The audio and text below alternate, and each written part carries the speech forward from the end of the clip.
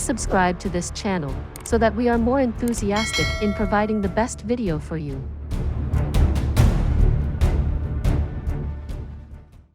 Chapter 661. Destroying the Blood Sword Hall. Solitary Eagle easily killed a tent of members of the Blood Sword Hall. Just as he came out and plunged into a second tent, he saw Jun Moxie zapping out of a tent with bloody hands, leaving a red rainbow in the darkness of night. In a tent in a distance, there was the sound of combat. A roaring voice could be heard. "Who are you? Do you know where this is? How arrogant! Aren't you afraid of affecting your family?" Following it was a cold snort from Jun Xie. "What's wrong? Don't you recognize me? I'm Jun Xie. Even if you don't recognize me, I recognize you. Even if you turn to ash, I won't mistake you for anyone else." "Ah? Jun Xie, you. The man was in awe. Jun Moxie's body twisted in a strange angle in the air and he slid toward Jun Xie. He saw his uncle fighting with a red-faced man in a nightgown. There were 2 other topless men assisting the enemy. 3 other men dropped dead on the ground. Jun Xie was now close to being a supreme. The red-faced man was only at the top rank of Sky Xian. Naturally, he could only retreat under Jun Xie's offense. Jun Moxie immediately knew something was wrong. The usually calm Jun Xie was agitated with fury and could not keep his mind clear. With Jun Xie's real strength, the opponent would have been long dead. Jun Moxie drifted over and banged the heads of the 2 topless men together. They immediately fainted. Seeing his uncle's uncontrollable wrath, Jun Moxie seemed to understand as he asked, "Third uncle, is this the guy who broke into your army then?" Jun Xie sent out 2 blows before gritting his teeth. "Yes. It was him who brought the Xiao family into the camp. He had the military command with him so he could make his way to us without being stopped by the army. He was the main culprit. I will never forget his face." Jun Moxie smiled coldly and said, "Then, don't let him die so easily." Jun Xie grinned. "Of course." The red-faced man growled in despair. He stopped defending like a madman and only wanted to kill Jun Xie in hopes of perishing together. But as Jun Moxie arrived, Jun Xie no longer worried about the opponent escaping. He was finally able to use all his strength. The red-faced man was inferior in all aspects and was having great difficulty in even blocking Jun Xie's attacks. Jun Xie sneered cruelly. He suddenly launched forward and their palms met. The opponent growled and blood sprayed from his mouth as both his wrists were dislocated and he lost all fighting abilities. Jun Xie didn't have enough. He approached as he spin-kicked the man in the chest. The man fell to the ground and Jun Xie quickly came down and stepped on his throat. The man screamed, twitched, and fainted. Jun Moxie yelled and 2 muscular men came with tendon ropes. They adeptly tied him the red-faced man up. "Interrogate him properly later." Jun Xie snorted and said angrily, "There must be a conspiracy." "Third uncle, is it even necessary?" Jun Moxie laughed and said ruthlessly, "Where are we at? Who are these people? How did the Blood Sword Hall become royal guards? It's all crystal clear. Grandpa didn't stop us from doing this, meaning he no longer believes the emperor and supports us. So let's just kill him slowly together with Wen Songyu." Jun Xie's eyes brightened as he said loudly, "All right." Instantly, the camp was full of shouting and killings everywhere, and fire shot up into the sky. Several adjacent barracks were mobilizing amidst the sound of horns to come for rescue. The battle was ending. Hundreds of men of the Heaven Destroyer and Spirit Devourer were ready with Xian Beast Tendon crossbows. They were ready to turn anyone who tried to escape into hedgehogs. Solitary Eagle, Feng Wan Yun, and other top experts stayed in front of a tent in the middle of the camp and watched with their hand on their back. Hai Chen Feng, Bailey Luo Yun, and a few others were still fighting inside. This was obviously where the leaders of the Blood Sword Hall stayed, judging from the particularly large and magnificent tent. How is it going? Jun Moxie strolled over and asked. It's almost 1. This is the only tent left. We are letting Hai Chen Feng and the others have more training. They have improved tremendously, but their states of mind need improvement. Solitary Eagle's eyes flashed as he observed the fight within. These battles are challenging but not dangerous. It's good opportunity for them. Jun Moxie agreed with a nod. It would extremely secure if Solitary Eagle and Feng Wan Yun were to take over, but it would be overkill. Instead, having the younger ones gain more valuable combat experience would be much more beneficial. The enemies inside aren't weak. Jun Moxie calmly looked at the fight within and he laughed. Suddenly, 2 short figures caught his attention. 2 short and small figures moved nimbly.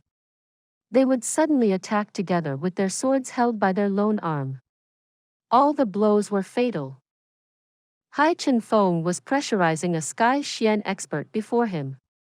The expert was busy defending when the 2 small figures launched at him at an odd angle from both sides. Instantaneously, 2 short swords pierced into the expert's ribs. They quickly let go of the sword and pulled back with a backflip. The dying Sky Xian expert hollered in despair. He disregarded the attack coming at him from Hai Chen Feng and used all his Xian Qi to send a palm each at the 2 kids, trying to kill them. But the 2 kids were quick-witted and far beyond reach. The Sky Xian expert spat out blood and collapsed. The 2 kids then zapped over together. They flew past each other. The short swords were now already in their hands. They stepped aside and began pursuing another target. They were just kids, but their ruthless attacks and accurate grasp of opportunity was impressive. When they killed, they weren't afraid. Instead, they became excited. With a sigh, Feng Wan Yun gazed at the 2 little bodies with cold eyes and said sincerely, "These 2 kids are natural assassins. With more time, they will be masters of assassination like Chu Chi Han when they grow up." No, they weren't born like this. Jun Moxie said calmly. If you know their past, this won't be surprising to you. After experiencing inhumane torture in the Donghua Hall, they had lost their mercy. They would kill anyone they deemed an enemy. The loud sound of unified footsteps and hooves came from all directions. Finally, men from the other camps had arrived. 3 muscular men stopped them at the crossroad. They were emotionless and calm and did not step back under the pressure of the incoming men. "Who's that? Step aside, or we will kill," the leader asked and ordered. Seeing the 3 men looking so composed when they faced the army of guards, the leader was puzzled. "The Jun family has business to attend to here. Any unauthorized person, please leave. Anyone who dares to disturb will be killed." One of the men talked back coldly. They were beside the palace, but the man in front of them was calling them the royal guards. Unauthorized. The Jun family? The leader shivered and looked at the rising flames in awe. Suddenly, a white figure rose from the flames and stepped onto the tip of a flagpole. The tall figure stood there so steadily and yelled, "I, Jun Moxie from the Jun family, am killing rebels. Unauthorized personnels. Get lost." The last two words were so loud and rolled across the whole city like thunder. The arrogant attitude was not at all concealed. All the men stopped. The horses' neighs chorused in a symphony. A steady voice sounded. So it's the third young Master Jun. I, the old man, have been disrespectful. May I ask, what are you, young Master Jun, doing here? It was the leader of the royal guards, a member of the Murong family, Murong Hao. Jun Moxie snorted coldly and said with a deep voice, "Do I have to report to you? If you don't leave now, then stay forever." Murong Hao was taken aback. He was just about to speak again when an old man in clothes as black as iron popped up in front of his horse like a ghost. His eagle-like eyes stared at Murong Hao as he said coldly, "Get lost." As he spoke, he drew with the tip of his toe a line on the ground. As he finished, a 3-inch deep line was formed. He was still standing there and said coldly, "I will kill you if you cross this line." Murong Hao took a deep breath. They were near the palace. The ground was laid with the best quality granite. But the old man in black in front of him had made such a trench with his toes so nonchalantly. And there was no flash of Xian qi over his body. Murong Hao carefully scrutinized the man in front. Black clothes, skinny face, eagle-like eyes, totally emotionless. He suddenly thought of a legend-like figure and rumors had that he was staying with the Jun family. Is he the eagle god of the prairie, the solitary eagle? He trembled. At this moment, Jun Zhantian's voice reached him. "Murong Hao, leave with your guards." Murong Hao trembled again and answered, "Yes, General." He waved his hand. "Retreat." The guards left in unison. Solitary Eagle snorted and looked unhappy. What a bastard! How dare he scrutinize me like that? Please subscribe to this channel so that we are more enthusiastic in providing the best video for you. Chapter 662. Humiliation. They couldn't even choose death. In the palace, the wine cup in the hand of His Majesty fell to the ground with a snap. Suddenly, his whole body trembled like he was sieving grains and only stopped after a while. Between his eyebrows, there was a gloomy color and he murmured, "Jun Moxie, you have finally found the blood sword hull. Are you finally coming? I am not afraid of you. I won't be afraid of you. I am the Emperor. I am the most respectable person in Tianxiang," he roared, grabbed the wine jar, and poured all the wine into his mouth again. Suddenly he stopped and muttered, "The Empress might know about the blood sword hull, is she not dead?" She told Jun Moxie. His eyes suddenly glowed in an abnormal brilliance. He crazily kicked and overturned the table before him and roared, "Why are you not dead? Murong Xiao, why didn't you die? How can you not die?"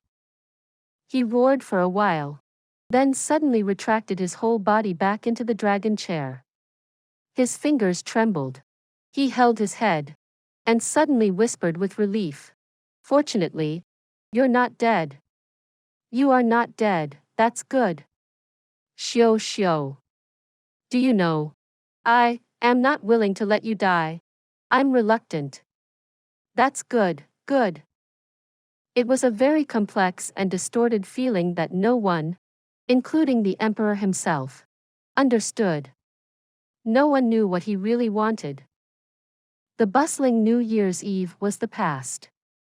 The Emperor had waited anxiously for someone to come and seek revenge, but no one came even when the sun had risen up again. "Why don't the Jun family come for me? You have found the blood sword hull. Why don't you come to me? Why?" His Majesty was puzzled and worried. He was waiting for the end and prepared for everything to be over. But they did not come. How ominous. It was an indescribable feeling. Your Majesty. A guard came to report. But he frightened the emperor, who was still lost in his thoughts. He trembled, jumped up from the chair, and said angrily, "What's the matter? What happened?" Just as he finished, he could feel the cold sweat on his back. I can also be afraid. The Jun family built a high platform in front of the palace and hung a flag written with "Punish the rebels and warn other evil forces." But we don't know what they really want to do. The guard was scared by the emperor. He quickly reported. What? In front of the palace? The emperor was shocked. His face suddenly turned more gloomy and hollered with a low voice. The Jun family. How dare you? The high platform is very high. It can be seen clearly from the high platforms in the palace. The guard reminded the emperor as he remained kneeling on the ground. I will go and see. The busy construction site completely blocked the main entrance of the palace. Jun Xie was wearing white clothes and a white coat. A light blue belt was around his waist. He was sitting on a very big armchair with his legs crossed. His black hair danced with the wind and he smiled mischievously as he chatted with Xie beside him in a manner that clearly disregarded everyone else around. Not far away, there were 3 corpses and the blood was glaring. They were the guards at the entrance of the palace. They came to stop Jun Xie when the platform was about to be constructed, but they were immediately killed. Then the guards from the Jun family stood in 2 lines with the members of the Heaven Destroyer and Spirit Devourer encircling them. The palace guards dared not move a single bit from then on. The emperor made it to the top of one of the high platforms. The platform beyond the palace walls appeared right in front. It was very glaring. He understood that Jun Xie wanted to humiliate him by building this platform before the palace gate. And now, he couldn't do anything when he was faced with this sort of humiliation. He could only accept it. If he couldn't control his anger and decided to attack, it would only accelerate the collapse of the Tianxiang Empire. The Jun family now was different. Any one of them could come out at night and slaughter the palace with little effort. They could easily chop his head off silently. The emperor shivered and his anger filled his chest. But he couldn't do anything. He felt the first sign of regret. If Jun Xie sought revenge openly and killed him after torturing him, he wouldn't be so afraid like now. But he could hardly bear this sort of slow torment by humiliation. The emperor felt that he was like a joke that allowed everyone in the world to laugh at. He looked at the white figure on the armchair in the distance and his eyes were flaming. If his gaze could burn, Jun Xie would have died many times. Coincidentally, Jun Xie's gaze met the emperor's after he turned his head nonchalantly. The emperor felt a pain in his eyes. Jun Xie's gaze were like dagger that pierced directly into his heart. He suddenly experienced a difficulty breathing and could hardly stand.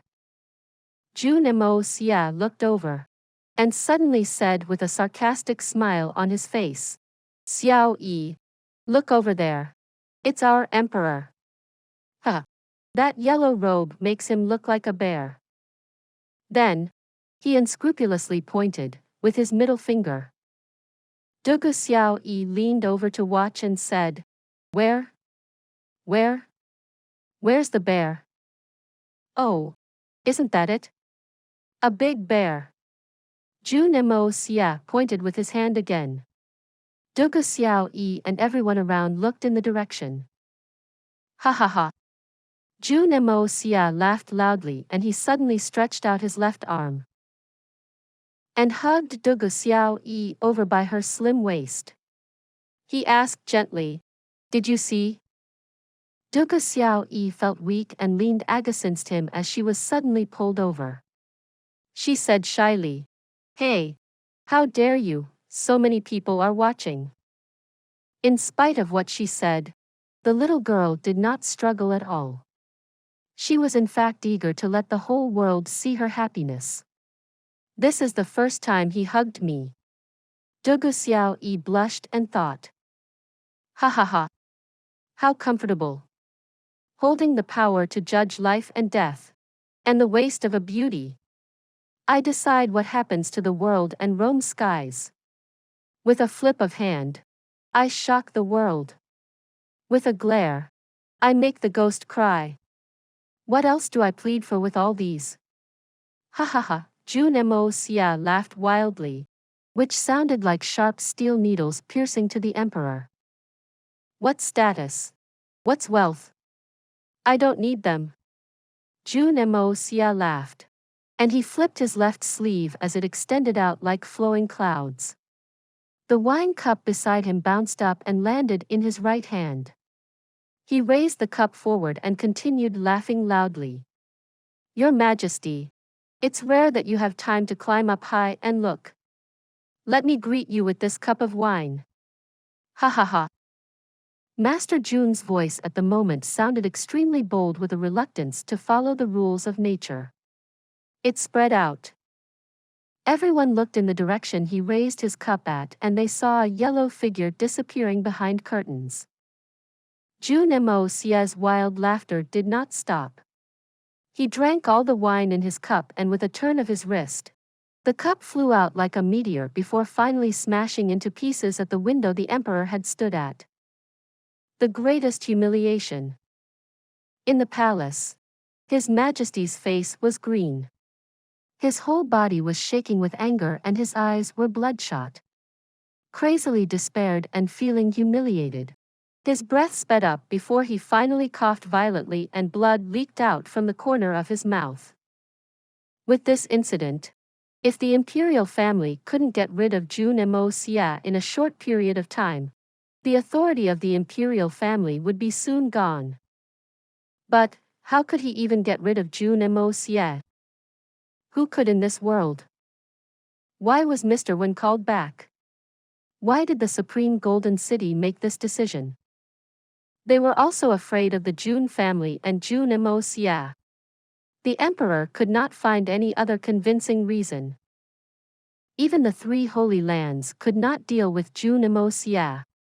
How could he, a secular king, do anything? But he felt like his chest was about to explode from anger if he couldn't vent it. The watching audience didn't know what was happening and was completely dumbfounded.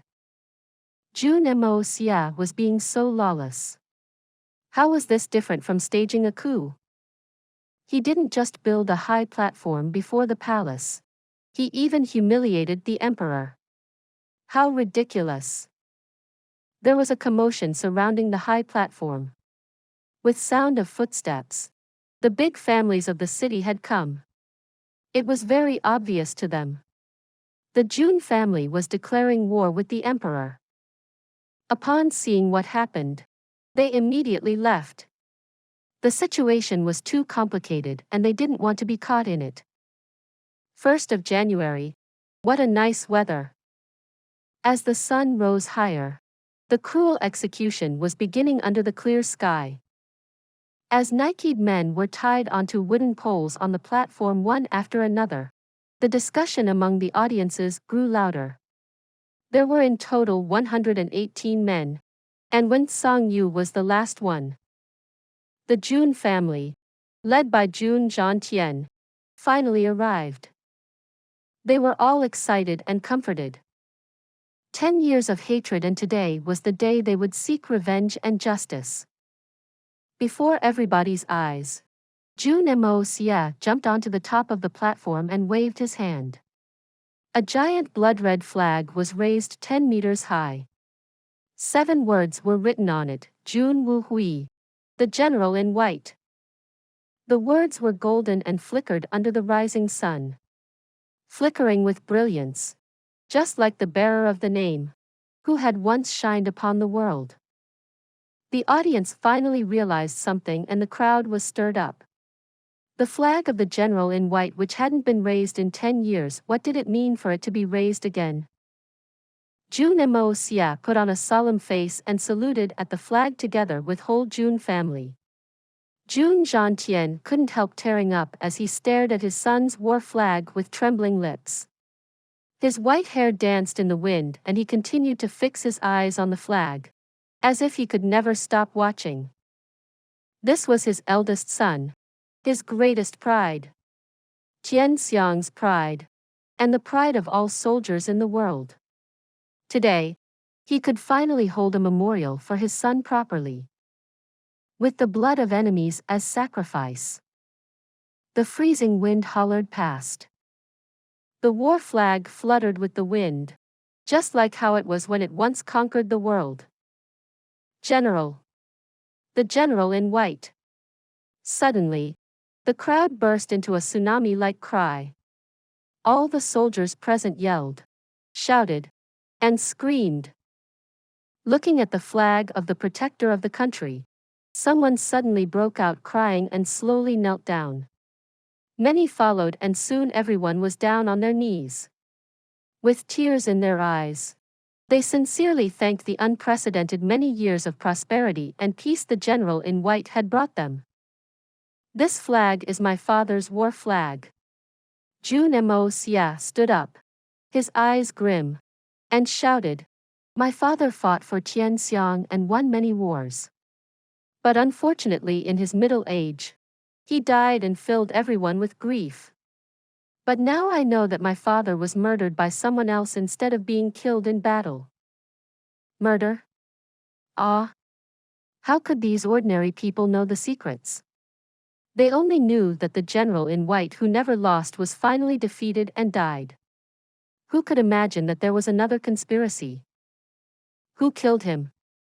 Suddenly, a man who stood like an iron tower in the crowd stood up, his face grieving and angry. His veins bulging and bellowed. The man was tall and strong, standing upright, with a fierceness on his face. Anyone could tell that he was once a soldier. Who conspired against him? The crowd roared angrily in unison. "It's them." Jun Moxie turned and pointed at the 118 men, gritting his teeth. "It was their loss of conscience and conspiracy that took my father's life. With all these hatred, they must die. Kill them. Kill them. Dig out their heart and shred them. Show no mercy. Kill these bastards. Cut them to death slowly." My father had fought for Tianxiang and its people, bathing in blood every day. But he was despicably plotted against by these bastards. If I don't avenge him, I am not a worthy son. Jun Moxie roared hoarsely. "Now, under your witness, we are offering the blood of the enemy as sacrifices to the spirits of father and other generals." Sacrifice. Sacrifice. Countless people cried out loud, especially some soldiers who had followed the Jun Wuhui in the past. They gritted their teeth as only now did they know that their most beloved general was murdered in this manner. "Begin." Jun Moxie's eyes were stone cold. He waved down his hand forcefully. A black fishing net was laid out, and covered all the men. It then tightened and slowly twisted, causing the prisoners' muscles to slightly bulge out from the holes in the net. Until this point of time, everyone knew that what was happening. They were going to be killed by cutting slowly. The most cruel and inhumane way of execution. Everyone's breaths sped up. The executioners stretched out their hands together and pulled out the cloth stuffed in the prisoner's mouth. These people's dantian had all been destroyed by Jun Moxie. Their many years of Xian cultivation had already vanished. But unexpectedly, none of them begged for mercy. Although some people were so frightened that they turned pale and trembled, they did not beg for mercy.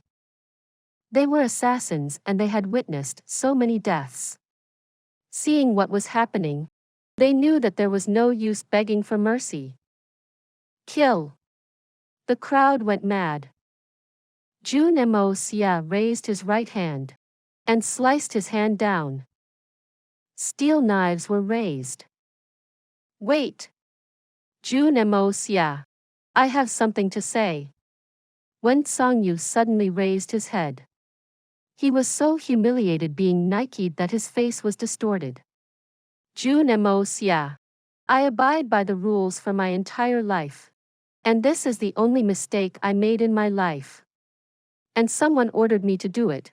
Why don't you just simply kill me? Even if you are a saint for life. The last mistake was enough to make you as evil as you can be. Jun Moxie looked at him coldly. I am an expert from the Supreme Golden City. Can't you just kill me in a proper manner? Jun Moxie, why do you have to be so extreme? Wen Songyu screamed pathetically. Ha! Trying to scare me with the Supreme Golden City. You must know that they can't frighten me. Jun Moxie clicked his fingers and a flash of darkness shot into Yuan Tsang's mouth. All his teeth were knocked off and were spat out with mouthful of blood. He was trying to kill himself by biting off his tongue. Jun Moxie's white robe drifted as he took a few steps forward. He said indifferently, if you want to bite your tongue and kill yourself, you can do it. But I want to tell you that if you stay put and let me cut you up, everything would be over. If you try to kill yourself, no matter whether it succeeds or not, I will kill every single member of your family. Don't think that I can't find them. I know where every single one of them is at. You can try. I don't mind. Please subscribe to this channel so that we are more enthusiastic in providing the best video for you. Chapter 663. Kill them slowly. Jun Moxie smiled slightly, exposing his white teeth. But in the eyes of these people, he was a cruel beast bearing his fangs. With what Jun Moxie said, a few men showed despair. They were exactly planning to kill themselves when they could not bear anymore. They did not expect that the young Jun Moxie was so brutal. Now, they could only bear the pain until they died and could not commit suicide. They had no more hope. How could they affect their family? Jun Moxie precisely grasped their psychology. They couldn't live nor die, and could only endure the torment. They eventually had to pay the price, and there was no discount. Jun Moxie smiled coldly and said, your fate was already settled the day you made the mistake. What are you waiting for? Begin. As he finished, all the knives sliced down. The executioners were especially fierce and careful today. Jun Moxie's brutality was now well known and killed people so often. The 100 men before them were the best illustration. If they were not careful and missed a single slice, their family would die together. So they were very careful, and this added to the torment of the prisoners. The knife sliced down, their meat slid down, and blood sprayed out. A series of screams sounded. Below the platform, some were appalled, some were shocked, and some were frightened. It was understandable. But there was another group of men who stood upright and seemed to even enjoy watching what was happening. They did not blink, lest they missed something. They were in civilian clothes, but they were tall and old. They gathered together, self-initiated, and eventually formed the majority of the audiences. They all stared at the flag above, with excitement, vehemence, and commemoration. They were the original soldiers of Jun Wuhui's army. When he died, many people who knew something was wrong chose to leave the army with great frustration. But today, on this big day, they came together spontaneously and stood in accordance with their standing positions when they were still in the army. They were filled with the joy of venting anger. The execution had begun. On stage, the 118 men who were tortured all stared at Jun Moxie. Knowing that they wouldn't be spared, all of them had the same idea: remember this kid. I will seek revenge in my next life. Jun Moxie stood with his hands behind him and looked at the bloody scene in front of him. His tone was gentle as he said, I know what you want to do now is kill me and seek revenge on me. Even if you have no chance in this life, in the next life and the next, you will have to find me to settle accounts. So do keep your eyes wide open and remember my face well. If there is really an afterlife, you can come to me for revenge. I welcome you. He sneered and said, but judging from your screams from just a single slice, even when you become a ghost, you will be a cowardly ghost. Eat well and work hard in your next life. I totally look down on you now. Let's hope you will be more promising in your next life. Ha ha ha ha. One guy raised his head fiercely and his face was bloody and sweaty and his muscles were twisting as he shouted. Just a single slice? Do you want to have a try? No thanks. You should enjoy this superior treatment. I don't have the free time to do so. Jun Moxie sneered. Jun Moxie, if there really is an afterlife, I will kill your whole family. You just wait. Wen Songyu raised his head painfully and stared at the young man in front of him with endless hatred. Although Wen Songyu was over 80 years old, he had always been very righteous. With his cultivation, he had always been very healthy. But Jun Moxie was still afraid that with his age, he might not be able to endure torture for 9 days in a row. So Jun Moxie did not destroy all the Xian Qi in his body, but only broke his Dantian. Dantian was the foundation, so he could no longer drive the Xian Qi in his body and make use of them.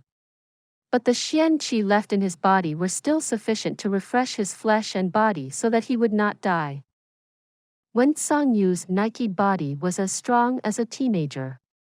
As a master, he was always respected. But now he was shamed before everyone and could not die instantly. Naturally, the resentment in his heart had reached the extreme. Wen Songyu, how scary. But I am more curious that if you have an afterlife, will you be a dog or a pig? Jun Moxie mocked the way. As long as you do something wrong, you must bravely accept the punishment. Why grit your teeth and say such a thing? It will only make me laugh at you more. Wen Songyu was speechless, but his bloodshot eyes were still fixed on Jun Moxie. Brother Wen, why? In the palace, the emperor's body trembled as he suddenly felt weak. Xiao. He finally understood why Wen Songyu appeared here, but his crime was not announced. The empress had not returned. She must have been killed. And it was exactly this that infuriated Jun Moxie, causing Wen Songyu having to bear with this torment. You are dead after all. Are you really dead? Yang Huayu slowly lowered his head, curled up his whole body, and held his own shoulders tightly. He felt extremely lonely and helpless, like a wild animal that had nowhere to warm itself on a cold winter night. He trembled twice, and a few drops of tears fell on the sleeve of his robe and to the ground. In the distance, heavy footsteps grew louder. Jun Moxie looked up and saw Tang Yuan climbing down a carriage with Sun Xiaomei and walked over flanked by a group of guards. As he approached, Tang Yuan looked up and looked at the flag flying in the air. He bent down deeply and bowed respectfully. It had been a long time, and Tang Yuan actually lost a lot of weight. If compared to his original weight, he could now be called very slim. Now he was at most 150 kilograms. Although he was still fat by normal standards, he was much better now. Jun Moxie felt relieved but at the same time, sentimental. He didn't deliberately let Tang Yuan know what was about to happen today. Although Tang Yuan would surely know, Jun Moxie believed that Tang Yuan would understand what he intended. The Tang family was still loyal to the Tianxiang imperial family, perhaps the strongest support of Yang Huayu. Tang Wanli also had a deep, lifelong friendship with the emperor. So Jun Moxie didn't expect Tang Yuan to come because he would have to bear tremendous pressure if he did. For example, the other big families, as long as they knew what was happening here, had quickly left. Although the imperial family now could not deal with the Jun family, they could still crush the other families easily. So these families remained silent and decided to react after seeing the emperor's reaction. Openly supporting him at this point of time was very dangerous for Tang Yuan. Jun Moxie knew this all too well. So Jun Moxie didn't expect Tang Yuan to show up. He didn't want his brother to feel bad. He didn't want him to make a choice between his family and his best friend. But he still turned up. And he even brought his fiancée. What an open and high-profile appearance. His appearance revealed where he was standing, and as he bowed at Jun Wuhui's flag, he had no more return. He used his actions to show his stance. And he didn't tell Jun Moxie beforehand. It made his appearance even more precious. Jun Moxie was very relieved. Since transmigrating into this world, he had been interacting with Fatty. At first, he just regarded him as an ordinary friend who he could mess around with. But he gradually found that this Fatty had high integrity, though he was no hero or saint. Slowly he accepted his friendship and became Jun Moxie's only true friend in 2 lives. But Jun Moxie never expected that he, the Fatty who was normally so cowardly and ridiculous, would be the only who dared to support him openly despite knowing the perilous consequences of doing so. What was brotherhood? Actions always speak more than words. Jun Moxie hopped down the high platform and landed before Tang Yuan. He asked, "What brings you here, Fatty?" Tang Yuan laughed, and a lewd smile emerged on his plump face. "Do you have to ask? We are equally the most infamous debauchees of the city.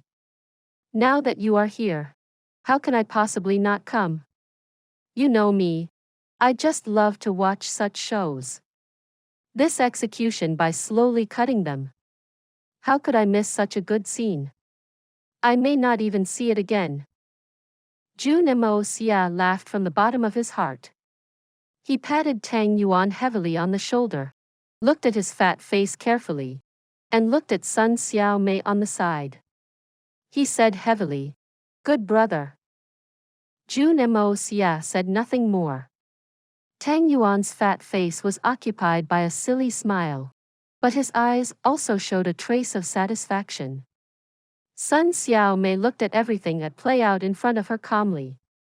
She did not speak. She just clutched Tang Yuan's arm harder. The wise woman knew that although the Jun family now had absolute superiority over the emperor, as long as she followed Tang Yuan here, they would never be able to return to their families. They were their roots. Good brother. In this life, Jun Moxie had little friends, let alone sworn brothers. But this time, he said the words in sincerity. Please subscribe to this channel so that we are more enthusiastic in providing the best video for you. Chapter 664. You are loyal, but I will insist. Brother. An exceptionally intimate word. What is brotherhood? They would venture into perilous lands and carry burdens together. They would share happiness as well as problems to overcome. Actions speak louder than words. The sound of hooves suddenly became audible. A man on horseback was approaching. All of his hair was white and he had a big build. It was Tang Wanli. He hopped off the horse and approached Tang Yuan. He said angrily, "You little bastard. You are still so ignorant and don't understand priorities. Come back home with me." Tang Yuan insisted. "Grandpa, please wait a while. I will return to the aristocratic hall once I have finished paying tribute to Uncle Jun."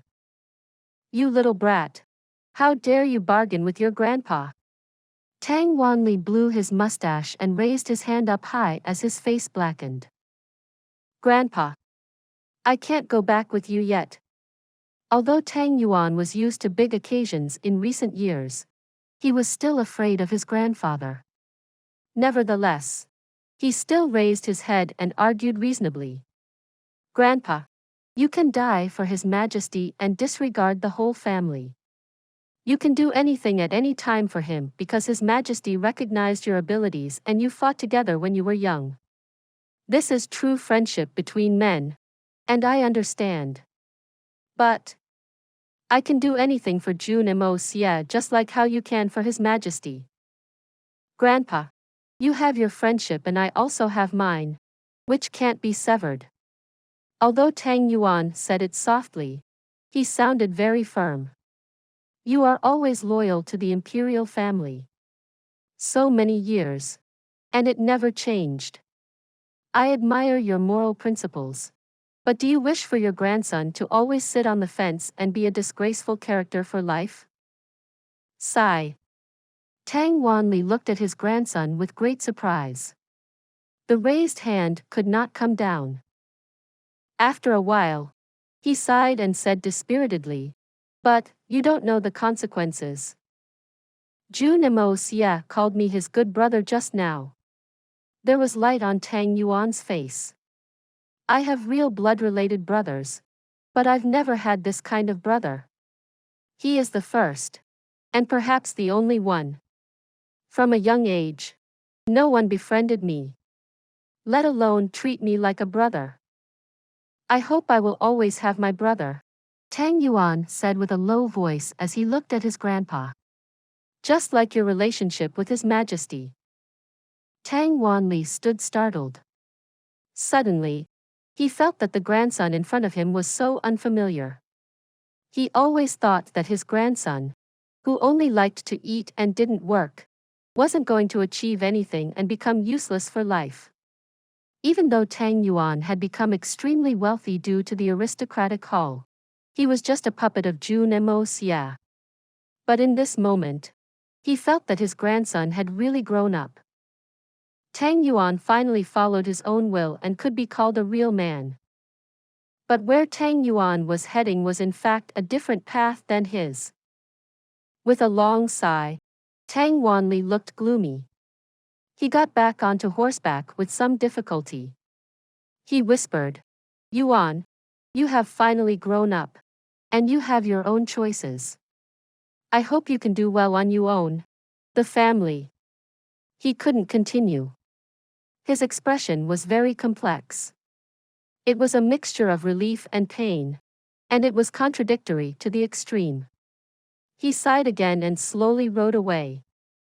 Tang Yuan shed tears. Looking at his grandpa's silhouette in the wind with the white hair, he bit his lips. "Sorry, Grandpa. But I don't think I am wrong." "Brother Wanli." Jun Xie walked over and shouted at the leaving Tang Wanli. Tang Wanli stopped his horse but did not turn back. "Jun Xie, you finally avenged your son. And I'm sure you feel very relieved. But, besides the front of the palace, is there no other places that can house your platform? Besides feeling relieved, aren't you concerned for anything else? Don't you feel uncomfortable?" Jun Xie stood there seriously and shook his head. "Brother Tang, you are not me. You won't understand. I know you don't feel comfortable, and I am not very willing to admit as well. But reality is reality. Mistakes were made. How can they compensate me? If you were me, what would you do?" "Yes. I don't understand. I don't think I'll ever understand. But I'm uncomfortable and angry. Tang Wanli's voice was cold and low. I believe that not only am I uncomfortable, but the other old brothers who survived together will also be uncomfortable. Those brothers who died in battle, if they can feel in the underworld, they will be even more uncomfortable. Because what you are humiliating is what we all fought for. Tian Xiang. It's ours. We bought it with blood and effort. It's made up from countless sacrifices. Jun Zhantian. You can ask Zhu and Murong Fengyun whether they feel comfortable. Ask yourself if you feel comfortable. As for you, compensation. I don't know the plot better than you, but I also have some understanding. So I didn't bring an army over today. But Tian Xiang belongs to all of us. We all fought for it. This is the only thing I know and the only thing I care about. Jun Zhantian sighed. Indeed. Tian Xiang belongs to all of you. I can't disagree. I'm not even qualified to. Jun Moxie stood up smiling. But, did you miss some people? I am sure without them, Tian Xiang would have long disappeared. Tian Xiang also belonged to my father, my uncles, my brothers, and all the soldiers who died in Tian Guanlin. Although you may not feel comfortable seeing this, I'm sure they do. Jun Moxie smiled and said sharply, You know, I can easily reveal the truth to the world for everyone to judge. What do you think your old brothers would think then? Tang Wanli couldn't refute. Although he later became an official, he was once a general. He also experienced countless battles. How could he not understand the psychology of soldiers? Anyone who participated in the war, whether alive or dead, would support the Jun family. But if the truth was to be revealed, the Tianxiang imperial family would really become infamous for millions of years. The sacrifice of soldiers should not be framed or smeared. No matter who did it, as long as they plotted against such a general, they had to compensate. Or no one in the world would be satisfied. Jun Moxie smiled. Don't be worried. I won't do it. I don't even bother to. I am a member of the Jun family. I don't care whether you feel comfortable. As long as they, my father, my uncle, my brothers, and all the soldiers are comfortable, I feel fine. Everyone has their own perspectives. But nothing can stop us from seeking revenge and compensation. Jun Moxie's eyes were like those of an eagle's. Sharp and cold. No matter who he is, he has to compensate. Tang Wanli was silent for a while. Suddenly, he whipped the horse's talk, and the strong horse sprinted out. He only left behind a sigh that drifted with the wind. On the high platform, the brutal punishment was still ongoing. Jun Zhantian didn't look good. He stared in the direction Tang Wanli went and pondered. Jun Moxie smiled and said, There's no use think about it. Everyone has their own perspectives. Grandpa, we are just seeking revenge. We aren't rebels and we have not destroyed Tian Xiang. Besides, I've never been interested in rebelling. And I'm sure you haven't either. I'm sure none of the members of the Jun family is jealous of the imperial family and wants to replace them. Honor is honor. Compensation is compensation. They're basically separate things. Why care about what others have to say? I believe there's always justice. As for who he is, if Tang Wanli could have won this debate, he wouldn't have left like this. Jun Zhantian sighed, shook his head, and said, Fine. Maybe they will be uncomfortable, but we must avenge our beloved ones. He turned back and said, I'm going home first. You preside over here. He stopped and suddenly laughed bitterly. Absurd. Since when was there a nation that lasted forever? Since when was there a king that lived long? All efforts, struggles, and pride, everything is bound to become dust. They become nothing. Why torture ourselves? He rode on the horse and went away. Although it caused a great disturbance in Tianxiang City on the first day, there were no accidents. The everlasting cries and screams of pain shocked the heavens and the palace. In the palace, the concubines and eunuchs were all pale and trembling.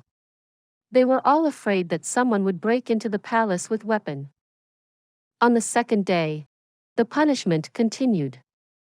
A new batch of people came to watch. Their facial expressions were different, but they obviously were immensely interested in Wen Songyu. A supreme expert, and he could only receive the punishment without any struggle. Jun Moxie always observed what was going on in the palace.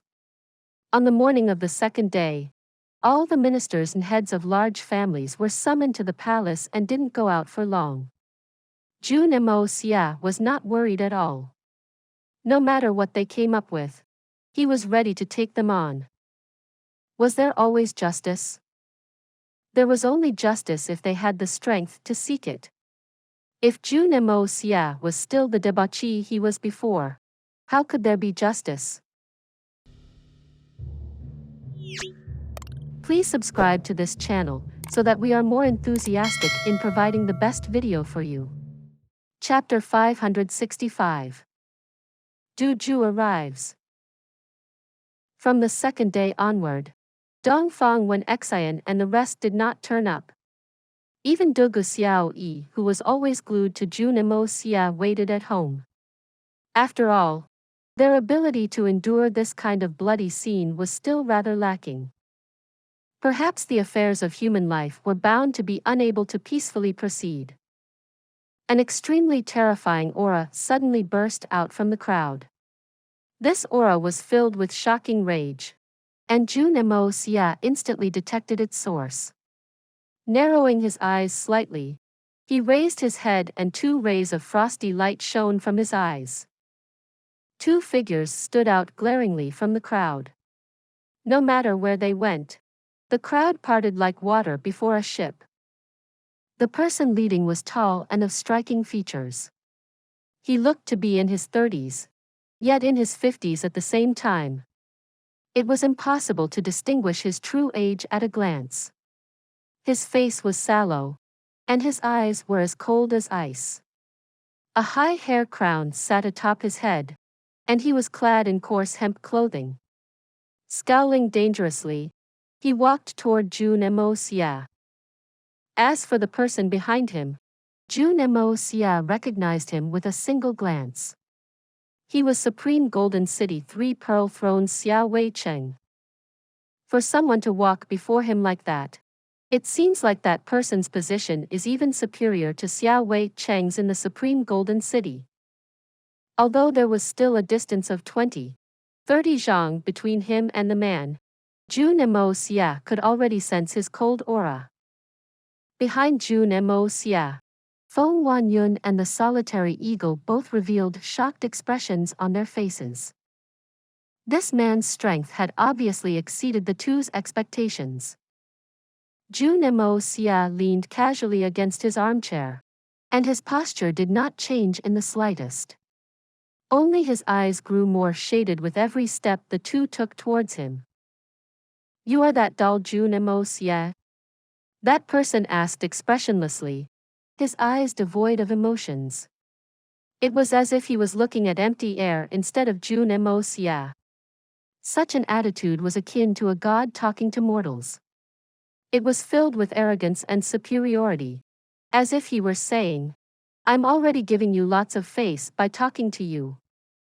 Oh, you don't know whether I'm Jun Moxie? Take a guess then. Who am I?"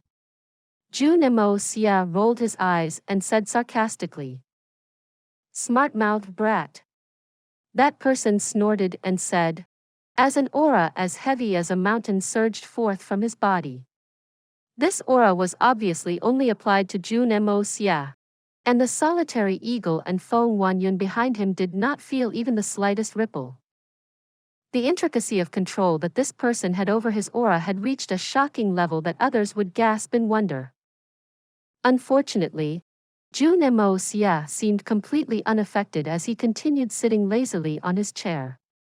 A queer smile hung on his face, occasionally flickering with a hint of devilish evil. He did not launch a counterattack with his own aura, and simply continued sitting calmly, as if he hadn't felt anything. Attacking with aura?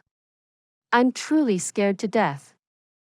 With the Hongjun Pagoda residing in my body, this young master is least scared of aura attacks. Even if your aura is stronger, can it be more powerful than the Hongjun Pagoda? Feck off. That person only felt his powerful aura gush forth, only to hit soft mud. It was as if it had sank into the ocean, or dissipated into the air. His intricate control and crushing aura actually did not yield any effects at all. This kind of feeling was truly difficult to bear. With a furious wave of his sleeves, the powerful aura instantly disappeared. While his face still remained cold and unmoving, his eyes revealed a hint of shock. As expected of a man that caught Venerable May's eyes. You are quite something. Jun Moxie raised his head and asked in a bland tone. And who are you? His voice, expression, and behavior was even more lofty than the hemp-clothed fellow. If this person was displaying himself like a god from the heavens, Jun Moxie was acting as if he was the Jade Emperor. This seat is called Duju. Duju stared sternly at Jun Moxie with his blade-like eyes as he uttered each word clearly. Also known as the Heartless Venerable.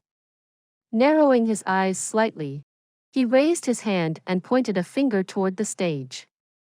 Wen Songyu is one of my men. He snorted arrogantly as he awaited the shocked expression on Jun Moxie's face. The Heartless Venerable, Duju. This was a name that could cause even the clouds and winds to change colors when it appeared in the past.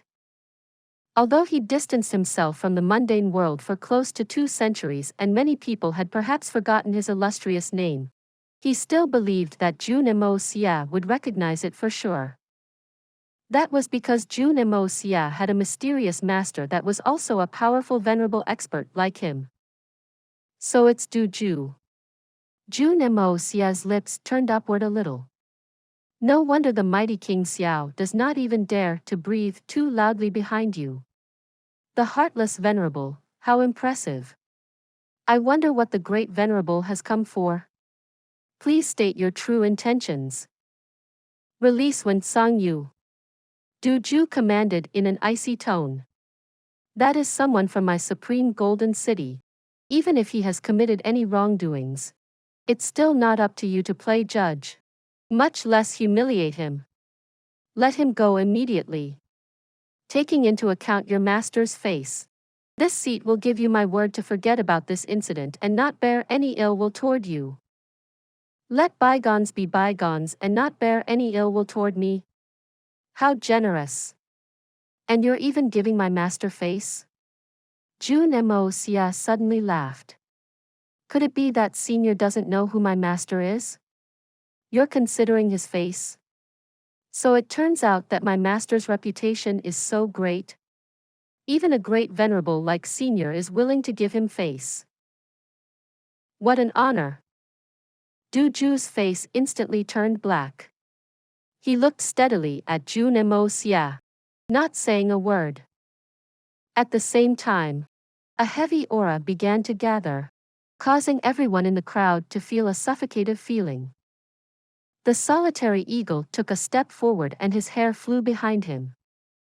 With the Heartless Venerable before him, not only did solitary eagle not retreat or turn fearful, he actually took the initiative to step forward.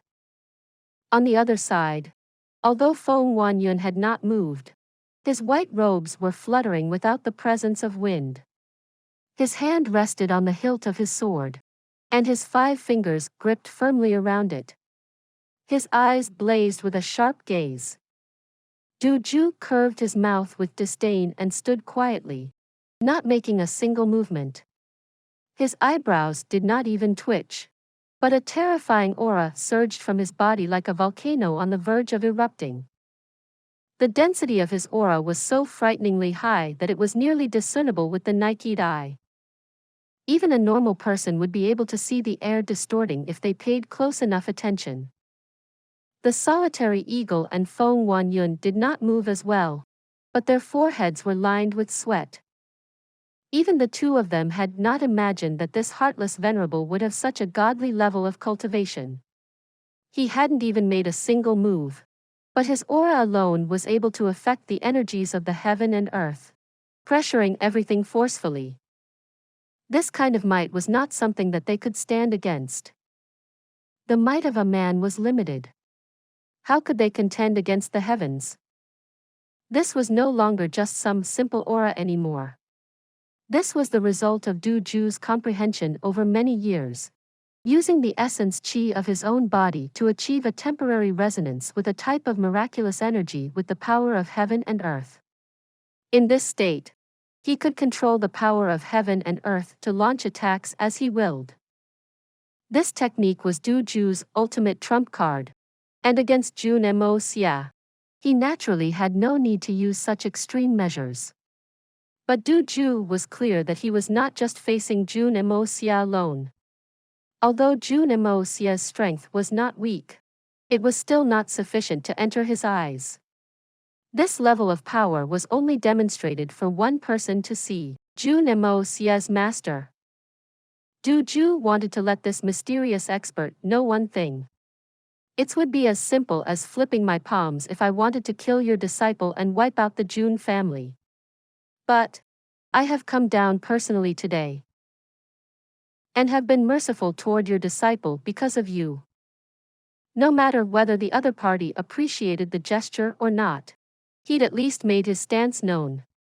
Normally, when things reached such a point, both sides would take a step back each.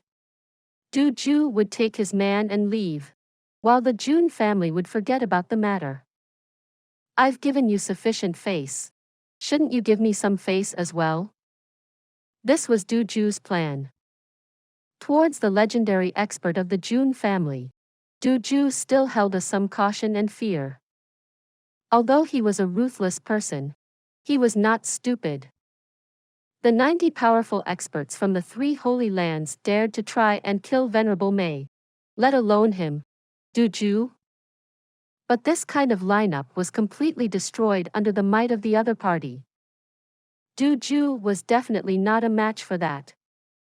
Although he appeared incredibly domineering right now, experts of the same level as him would know clearly that Du Zhu was actually expressing his goodwill. To be able to make his stance clear, and also not worry about losing face, this was simply getting the best of both worlds. A strange look flashed through Jun Moxie's eyes. It seemed to be both accidental and not. After that, his face turned heavy in an instant, and his posture that was previously relaxed against the chair finally moved. A look of shock and fear appeared on his face as he lifted his eyes up and looked at Du Zhu. Although he gritted his teeth and forcefully attempted to cover it up, a perceptive person would be able to see through his act with a glance. Du Zhu snorted and raised his eyebrows lightly. How does it feel? Is it enjoyable? Jun Moxie seemed to be in some pain, and even the veins under his skin could be observed to be squirming slightly. It was as if they were barely able to endure something, forcing a calm expression onto his face. Jun Moxie smiled and replied coolly, "Enjoyable, ah. Truly too enjoyable. No. It's delightful. Extremely delightful." Du Zhu raised his lips slightly and made an O sound with his mouth as he laughed coldly. "Is that so? Then, I'll have to make it even more delightful for you." Saying that, he raised the pressure once again. However, He felt somewhat strange in his heart. Why hadn't that expert appeared yet?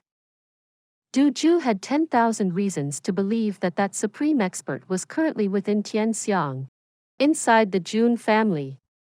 Otherwise, would a mere Jun family dare to execute a man of the supreme golden city in public? What a joke. Could it be that I'm not pressuring Jun Moxie enough? Just this level of strength is not enough to demand his presence. Is he really that confident in his disciple? Jun Moxie groaned lowly, and even his head seemed to have been pushed down somewhat by the pressure. Even his veins on the back of his neck were protruding obviously. Although this was just a suppression with aura, it was tangible and real. This was something that only a few venerable level experts could display. Please subscribe to this channel so that we are more enthusiastic in providing the best video for you. Chapter 666. Gaining great fortune from a grunt. Is it still very pleasurable now? Ju asked lightly, his tone laced with mockery. He was already using 30% of his strength. Even Supreme Realm experts would not necessarily be able to endure it. Although Jun Moxie's strength was not weak, he was still only at the Supreme Realm. Using this much strength should be sufficient. Unfortunately, reality was often different from one's expectations. Of course it's amazing. If you can exert some more strength, that'd be even better. Jun Moxie gritted his teeth and sweat poured down his brows. It seemed to take him a great effort to utter each word. Very good. Your bones are indeed tough enough. Since you've opened your mouth to ask, this seat will naturally allow you to enjoy to your heart's content. Ju took a deep breath and instantly raised his strength to 50%. Only a small portion was used to deal with the solitary eagle and Feng Wanyun. Most of his efforts were centered on Jun Moxie's body. The ground beneath Jun Moxie's feet cracked with a caw sound, but he braced the fall with his body, stubbornly holding on with the attitude of one who would not drop tears unless they saw the coffin. Ju furrowed his brows and his smile disappeared. Are you still going to try and hang on stubbornly? Ju did not dare to push things too far. If he really accidentally killed this pretty boy, the consequences would not be a laughing matter. Jun Moxie lowered his head slightly, but his teeth were still clenched tightly as he cursed aloud. Drop the act, old thing. This young master has experienced too many situations like this. Just with your third-rate suppression power, you think that you're very awesome? This young master hasn't enjoyed enough yet. Why? Don't tell me that those old bones of yours do not have any more strength. A blood-red light flashed across Ju's eyes, and his ramrod straight back shook for a moment. His head had actually tilted forward a little in his rage. Instantly, the pressure doubled. Jun Moxie's body was like the tall peak among the clouds, unmoving and steadfast. However, that kind of tyrannical pressure was something that could cause even heroes of a generation to submit. In reality, Ju was also feeling extremely gloomy in his heart. He found it exceedingly difficult to advance or retreat in that moment. He was hoping to express his goodwill to the mysterious master by coming in person and had expected some cooperation. But that brat was just a little too unyielding. Right now, he was already using 60% of his strength, but the kid was unexpectedly still able to endure. If he continued to increase the might, it would exceed the boundaries of his control, and might yield unexpected results at any time. The slightest mistake would change the entire thing from expressing his goodwill to a show of might and aggression. If the kid ended up dead somehow, it will result in an irreconcilable hatred and a powerful enemy. But if he were to stop now, with the smug look on this kid's face, there was no possibility of him gaining anything from this. That donghua old thing hadn't appeared either. So in the eyes of the crowd, wouldn't it look like he'd lost? If that happened, he would really have lost all his face. Wouldn't the heartless venerable turn into a laughingstock in the eyes of the masses? He could clearly feel that this kid was barely hanging on, but why wasn't he willing to admit defeat? Could it be that his master had frequently used this kind of method to temper him? Yes. That must be the case. Jun Moxie grunted lowly and opened his mouth to laugh. It's so enjoyable, ah. Carry on. Carry on, ah. Ju instantly lost his temper. 400 years. How many people dared challenge him like that? Yet, this little hooligan that hadn't even finished growing all his hair was taunting him repeatedly, testing his limits.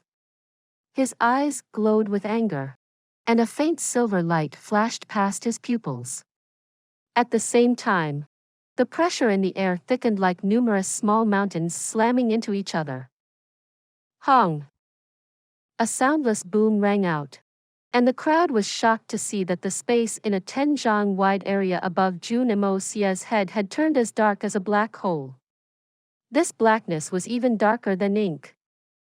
It was broad daylight right now. Not only was the sun shining fiercely in the sky unhindered by clouds, the snowy ground was also reflecting its rays, causing a glaring brightness. But the area above Jun Moxie's head was clearly as dark as night. 80% strength. And 80% force from the heartless venerable was something that even Mei Shuayan would need to treat seriously. But the moment Jun Moxie felt this pressure, he instantly felt a wild joy surge through his heart. Yes, a wild joy. When Ju first roused up the power of heaven and earth, Jun Moxie had already felt the anomaly. Jun Moxie first felt a wave of pressure, after which, the Hongjun pagoda in his sea of consciousness opened up and began rotating at high speed. Only, this time, it did not release large amounts of spiritual qi. Instead, a large portion of Ju's aura was sectioned out, turning into a ball of white mist which was swallowed by the Hongjun pagoda in an instant. The spiritual qi this time was unusually thick and pure. Furthermore, it contained a faint aura of boundlessness. Jun Moxie instantly understood what this was: heaven-earth spiritual qi. At the same time, Jun Moxie could feel that after the Hongjun pagoda finished refining the energy and transferred it into his body, the speed of his spirit energy increasing was actually over 10 times greater than before. What was going on? Although he didn't know what was going on, Jun Moxie was not willing to go and investigate at such a moment. Right now, Jun Moxie was like a dried-up pond, while Ju was using his own ability like several hundred high-powered water pumps, drawing in water from elsewhere and pouring it into him. It was such a good matter. Where else should he go to look for it? This was truly an enjoyable matter, an extremely pleasurable thing. When Jun Moxie said that it was enjoyable earlier, he was speaking from the heart. Thus, Jun Moxie was not going to waste such an opportunity. In fact, he was practically shouting internally. Keep it coming. Do not stop. The more strength you use, the better. I won't mind even if you keep this up until the skies collapses. If you can continue supplying me with this energy, I'll be able to break through to the 5th level of the art of unlocking heaven's fortune soon.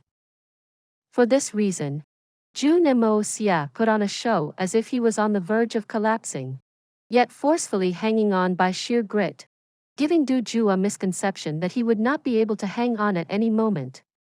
As long as he gave it a little more push, the little brat would be done for. But despite increasing his strength by several times, Jun Moxie still looked the same, like one who was struggling on the line between life and death.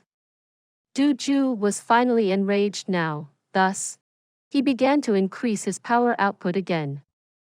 Jun Xie did not know what was happening, and Du Ju was naturally even more confused. But at the root of everything, it all boiled down to two words: spiritual qi.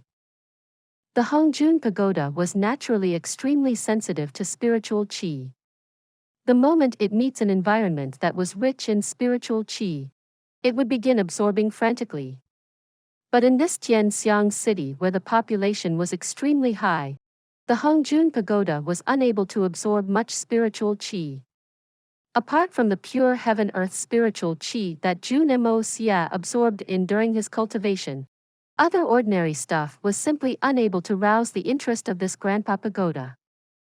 But Du Ju was different. His cultivation was simply too high. He was actually able to move large amounts of heaven-earth spiritual qi for his own usage. He directly gathered the power of heaven and earth and compressed it to launch his own attacks. This kind of high-level technique would be extremely troublesome for even same-level venerable experts to face. This was a completely different implication from Mei Shuiyan's world cage. The power of heaven and earth. How could it be weak? But this formidable weapon that was extremely deadly toward others had become a supreme nourishing tonic when it came to Jun Moxie. This kind of power was a great present to the Hongjun Pagoda. To think that such a great personage would have come along and gathered so much heaven-earth spiritual qi painstakingly and pour it into the Hongjun Pagoda. Furthermore, this was the kind that he could not reject even if he didn't want it. Thus, everything progressed in such a dramatic manner. The thing that caused the young Master Jun even more joy was that in order to control this kind of power, Du Ju would need to first adjust his own spiritual sense, communicate with the power of heaven and earth, merge with it, before moving it to attack. What the Hongjun Pagoda lacked the most right was actually heaven-earth spiritual qi. As long as it did not lack spiritual qi, it would never run out of resources. But heaven-earth spiritual qi was a vast and boundless energy. With Jun Moxie's current abilities, he couldn't absorb much of it. Most of the time, he still required the Hongjun Pagoda to overcompensate for him. But now, this heartless venerable was using his peerless Xian cultivation that he'd bitterly trained for several hundred years to directly replenish all that the Hongjun Pagoda had used up, even topping it up more than before. And he'd done that with an extremely arrogant and maniac manner, within an extremely short amount of time, without even a flinch in his expression. Of course, Jun Moxie naturally would not know the intricacies of this matter. However, this did not affect the young Master Jun's ecstasy over his gains. Young Master Jun demonstrated the entire range of his award-winning acting skills as he gritted his teeth resolutely and panted raggedly like a dead dog, sucking in numerous breaths of cold air repeatedly. His face turned a strange shade of green, and his lips were as white and cracked as a ghost's. From time to time, the clattering of his bones could be heard, and sweat lined his face in huge beads. The stone slabs under his feet had already shattered, and spider web-like marks were spreading out from there. Even Du Ju's heart was thumping with fright and worry for him. If I used a bit more strength, would this brat suddenly disintegrate into a pile of meat paste? But from what he observed, the kid was clearly on the verge of surrendering. Just a bit more, and he would not be able to hang on. A little more, a little more, a little more. Just like this, the two fell into a stalemate of endurance. If Du Ju knew that the strongest attack which he prided himself on was being treated like some kind of nourishing cultivation energy, and the agonized look on his target's face was simply him enjoying the treatment as if he was receiving a massage, the heartless venerable would probably cry out with rage and humiliation, followed by him spitting out a mouthful of old blood before falling dead on the spot. Furthermore, his eyes would remain open even in death, unable to close. For the past few hundred years, When was the last time that the heartless venerable had been fooled and played by others like this? It was not that he wanted to perform some kind deeds, but that Jun Moxie was simply too queer. Soon, Jun Moxie discovered to his disappointment that the pressure on him was no longer increasing. That would not do. Could it be that this old fellow was skiving off? Thinking this, his eyes opened and he snorted twice fiercely as he growled fiercely with a voice that seemed to have been squeezed from his lungs. Ha! Icha, so this is the famed heartless venerable. Is that all you have? You should just let me up now. I'm very disappointed to think that the peak-level expert of the Supreme Golden City is actually Kik. Finishing these words, he coughed twice in a wretched manner. As if his soul was screaming in pain and barely holding on, it seemed as if he would not be able to bear the pressure any longer. Please subscribe to this channel so that we are more enthusiastic in providing the best video for you. Chapter 667. Meat pies dropping from the sky. Ju was originally already in a tough spot, unable to retreat or advance. Now he was like a man riding atop a tiger, unable to dismount. He had already increased his energy output far beyond the range of his control. Of course, it was still possible for him to retract the aura. He was also planning to pull out the moment he felt anything was going to happen. At most, if he forcefully pulled his aura back, he would only suffer some injuries to his essence chi. However, this stubborn brat was actually still gnashing his teeth and holding on, refusing to admit defeat. In that moment, he even began to feel appreciative of the latter's talent. A youngster like that actually possessed such a firm and unyielding will. Since ancient times till now, Jun Moxie was probably the only one. If he increased his strength any further, he would truly lose all control of it. It was easy to let loose his strength, but it would be extremely difficult to retract it. The youngster before him would probably never be able to recover from the serious injuries he would sustain from it. Furthermore, he would leave behind a dangerous heart demon which would stop him from advancing further in the future. That would be no different from sowing a huge enmity with that mysterious expert. If he had such an outstanding disciple himself, and some idiot forced the disciple so hard that he turned into a cripple, he would also disregard everything to seek revenge. At this point, Ju had already decided to stop and pull back his aura. Since the expert had refused to show himself, he would just forcefully bring Wen Songyu away. That expert would know that I'd been merciful to his disciple with a single look when he returns, so there shouldn't be any major problems.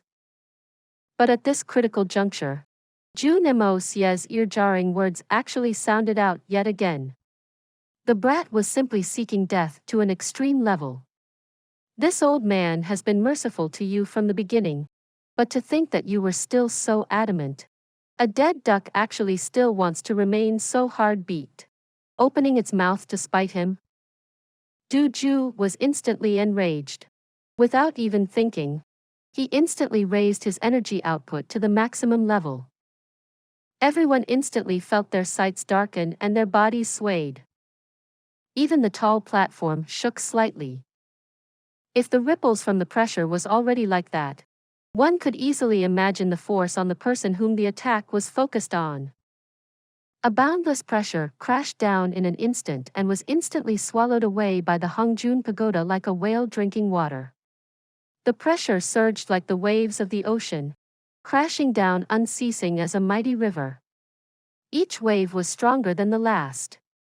The Hongjun Pagoda naturally did not shirk from the attacks, cleanly absorbing all the incoming heaven-earth spiritual chi, not even leaving a shred. In that moment, Jun Moxie only felt like his veins were so bloated that they were going to explode. This was really enjoyable, too fecking enjoyable. This state persisted for a period of time, But all of a sudden, the pressure abruptly disappeared. Ju had suddenly cut off the supply source. Ju had been driven mad by Jun Moxie. But the instant he erupted with anger, he regretted it immediately. Finished. This brat was definitely finished. Since he was directing more power of heaven-earth spiritual chi than he could control, he needed to channel all of it out completely before he could stop. Because even his body would not be able to endure the backlash of this wave of heaven-earth spiritual chi. After what seemed like eternity, the first wave finally passed. Acting swiftly, Ju hurriedly stopped the attack as his heart beat wildly. To his surprise, Jun Moxie actually moved. And he even lifted his head slowly. Traces of blood could be seen on his jade-white teeth, and his eyes moved wildly. His face was visibly pale with a hint of a grit. Quite obviously, he looked like a man who had just went through hell and back. However, he was actually completely fine. Completely fine. How could this be possible? Ju's eyes widened with shock as he looked at the little monster before him. His mouth gaped emptily, unable to utter a single word. Whether Jun Moxie was hovering on the brink of collapse or not was something that Ju was unable to determine. But one thing was clear, Ju himself was on the verge of breaking down himself. A 18 years old youth was actually able to withstand the full-force spirit energy attack of a mid-stage venerable realm expert. If this matter was said out, no one would believe it. Something like this was truly unheard of. This little fellow, was he a human or a demon? Although Ju's face was still as calm as a candle, his heart was rife with tall waves and disbelief. Indeed, a famed master will produce a great disciple. But a genius of this kind is a little too dangerous. Jun Moxie raised his head slowly, and a smile actually appeared on his exhausted face. Venerable Du, why, you're not going to continue letting me enjoy? This little one still hasn't had enough fun. And Venerable Du does have some strength. But it's a pity, you can't last very long. It's hard to properly enjoy. What's with giving up halfway? His tone was filled with disappointment and dissatisfaction. It was like a gossipy woman who was excitedly complaining about her life in the market when someone came along and poured a bucket of water over her head. It was an extremely bitter feeling. Heavens and earth bear witness. The young Master Jun had meant every single word from his heart this time. He really was hoping to continue enjoying for a bit longer.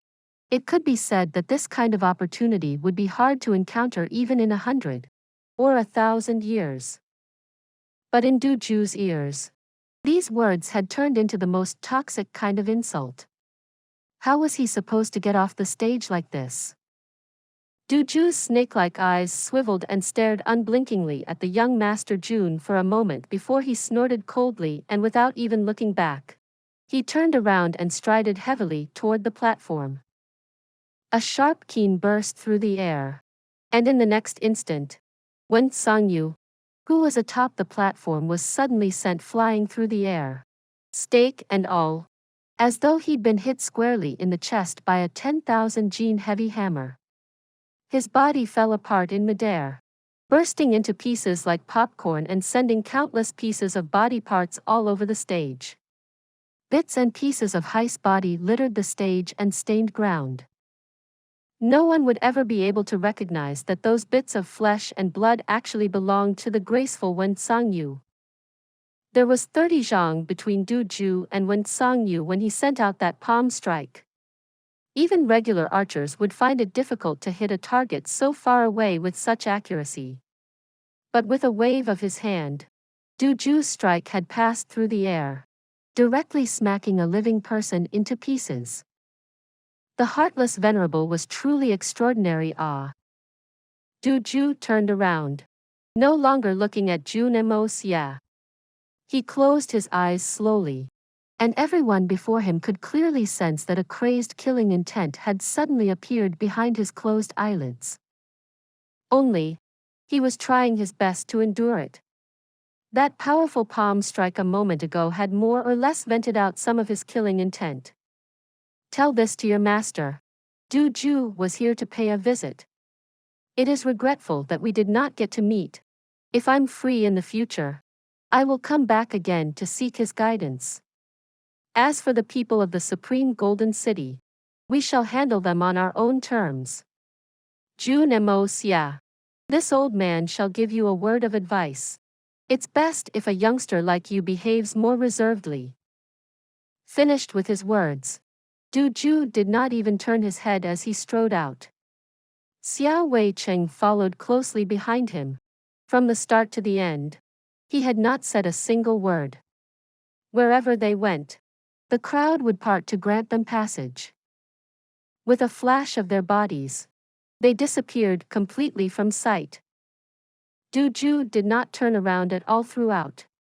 Because he was afraid. He was afraid that if he turned around, he would not be able to stop himself from crippling Jun Xie on the spot or directly take his life. Du Zhu was certain that if Jun Xie continued growing at his current speed, the title of number one under the heavens, which had never appeared since the start of time, would eventually belong to him. Leaving an enemy with such unlimited potential alive was simply too dangerous. But if they wanted to kill, the consequences of that would be something that even the Supreme Golden City would not be able to bear. Even if Jun Xie did not have that mysterious master behind him, just Tianfa Forest alone was not a force that the Supreme Golden City could offend. Encircling Venerable Mei was something that they did, and indeed dared to do. But that was on condition, she was not inside Tianfa Forest. If Venerable Mei stayed inside Tianfa Forest, who would dare to go in and court their deaths? Not to mention 10 superior supreme experts. Even if they brought 100 times more experts, what difference would it make? No matter how many people they had. As long as they entered the Tianfa Forest, even a peak-level expert like Du Zhu would not dare to guarantee that he could come out alive. If Venerable Mei decided to rouse the Xian beasts horde to attack, Du Zhu was certain that no matter which family it was in the three holy lands, they would all be trampled into the ground. The terror of Tianfa Forest was something that Du Zhu knew well. A group of wild wolves, if led ably, could rout a 1,000-man army, not to mention Tianfa Forest's hundreds of millions of Xian beasts. Only a king had the ability to move all of Tianfa's strength. Jun Xie looked helplessly at the two men leaving. He could hardly hold himself back from running forward and stopping Du Zhu. My goodness. You're leaving just like that? Isn't it too irresponsible? I haven't achieved my breakthrough yet. The moment Du Zhu stopped his pressure, the Hongjun Pagoda immediately stopped revolving and sank back down contentedly. Du Zhu's forced feeding this time had given him great benefits. The full strength suppression of a venerable level expert. And the heaven-earth spiritual qi was not in a small amount. It was even difficult for Jun Xie to absorb heaven-earth spiritual qi when he revolved his cultivation. This alone showed that the heaven-earth spiritual qi in a 10 li radius had been completely exhausted. How much energy was that? It was too terrifying. Especially the full strength suppression at the last moment. The amounts of heaven-earth spiritual qi flooding towards him was akin to an earth-shaking tsunami, forcefully stuffing all the heaven-earth spiritual qi in the area into the Hongjun Pagoda. This kind of gift was simply too extravagant. If Du Zhu borrowed this power for himself to cultivate with, he might not even be able to use 1,000th of it. It was one thing to move the heaven-earth spiritual qi, but another to turn it into one's own strength. This was the same logic as someone using a knife to kill others. but not being able to make the knife a part of them. But when it came to this freak Jun Moxie, that was a completely different matter. Not to mention that Du Ju had only moved the spiritual qi in a 10 li radius. Even if he moved all the spiritual qi in the entire world over, the Hongjun Pagoda would not reject even a single bit of it. It would still absorb everything completely and not waste even a single drop. This forced feeding had instead filled Jun Moxie's veins to the point where it was on the verge of exploding.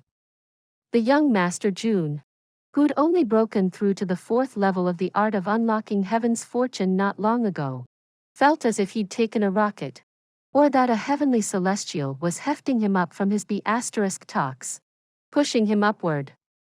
With a shio sound, he directly reached the peak of the 4th level. This was a classic case of heavenly manna falling from the sky. But such a good matter instead caused Jun Moxie to feel very, very angry. There was no way he would not feel angry.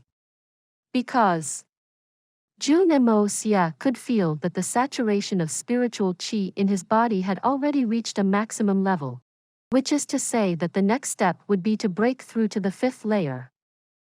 But at such a critical point, Du Ju actually stopped. Bloody hell. Isn't this just toying with the emotions of others? Jun Moxie cursed vehemently in his heart. No matter what, you should have waited for me to achieve that breakthrough before leaving. Instead, you've worked up my appetite and allowed me to reach the point just before I climax before suddenly pulling out. A good man should go all the way.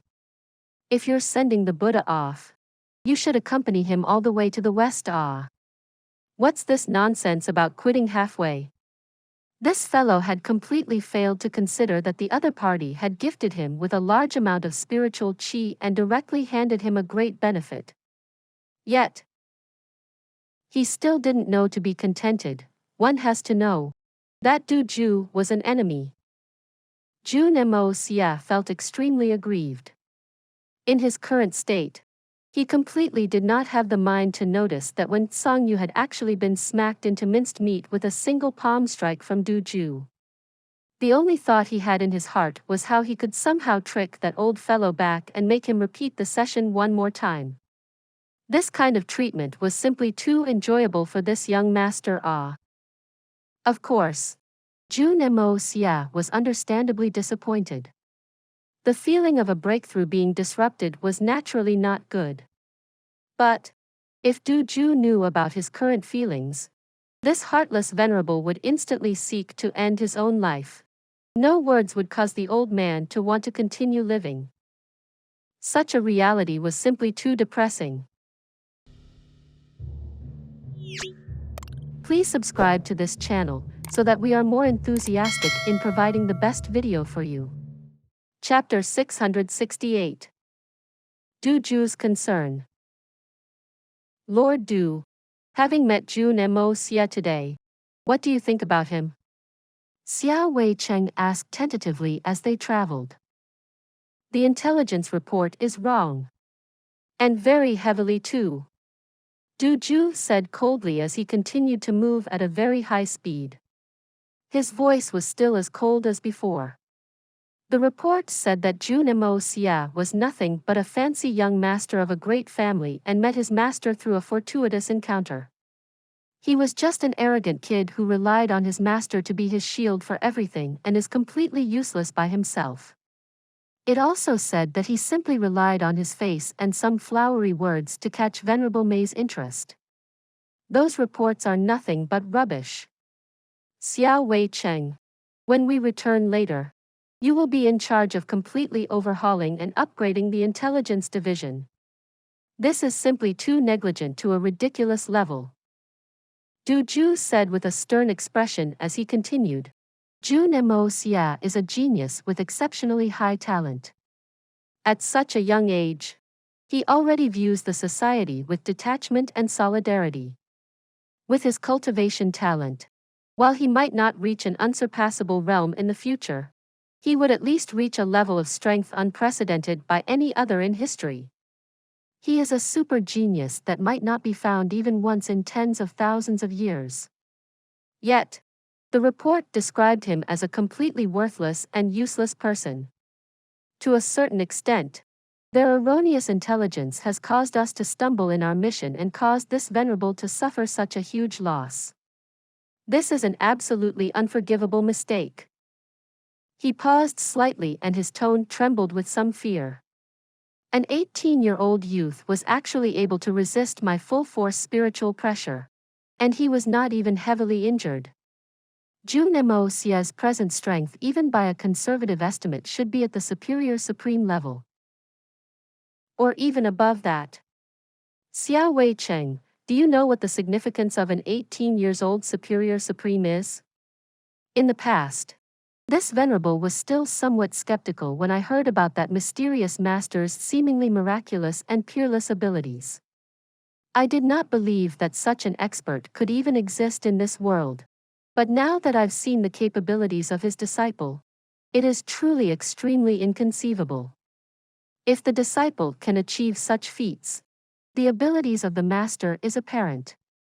Before this, I had the thought of triumphing over this expert. But now that I think of it, I've truly overestimated myself. This venerable has been excluded from the world for too long and has become a frog in a well. Not to mention his master. I believe that with just a bit more time, Jun Moxie himself will become capable of standing at the peak of this world. Unrivaled. Xiao Wei Cheng sucked in a deep breath of cold air and his face turned ugly. However, he did not say anything.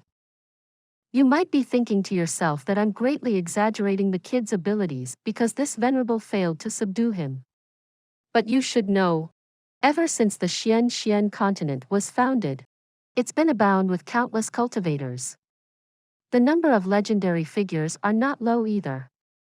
Even the most dazzling genius in the history of this land, Saint Guanmeng, from 3,000 years ago, could not be compared to Jun Moxie. Saint Guanmeng was a peerless genius of his generation. At the age of 18, he'd already reached the spirit Xian realm. And before him, or even after him, nobody was able to break that record of his, whether in age or cultivation. But even with his talent, he only reached the supreme realm after the age of 20. Du Zhu pursed his mouth and shook his head. But this Jun Moxie had actually reached the realm of superior supreme at the age of 18. That's a whole 8 levels above Saint Guanmeng when he was at that age. How terrifying is something like that? If we really let Jun Moxie grow at that pace, even the strength of our 3 holy lands will not mean a thing in his eyes. At that time, the entire martial world will belong to Jun Moxie alone. Ah, the matter is really this serious? Xiao Wei Cheng opened his eyes wide. After today's matter, he'd understood how terrifying Jun Moxie was. But it never struck him that the matter would be so major.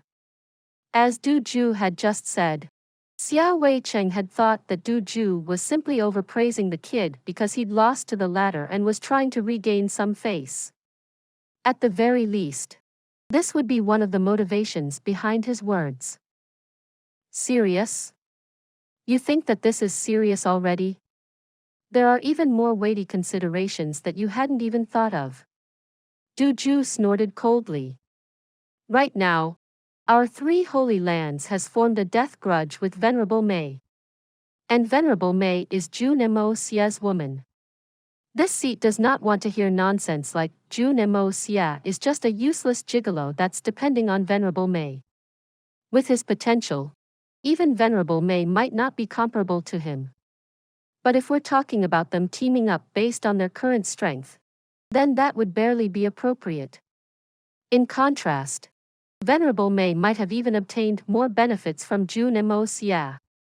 If Tianfa really decided to show their strength to the outside world, it would naturally be an awesome power. However, it would not be anything too fearful. Because even though Tianfa is strong, The number of their experts are still not comparable to our human Xian experts.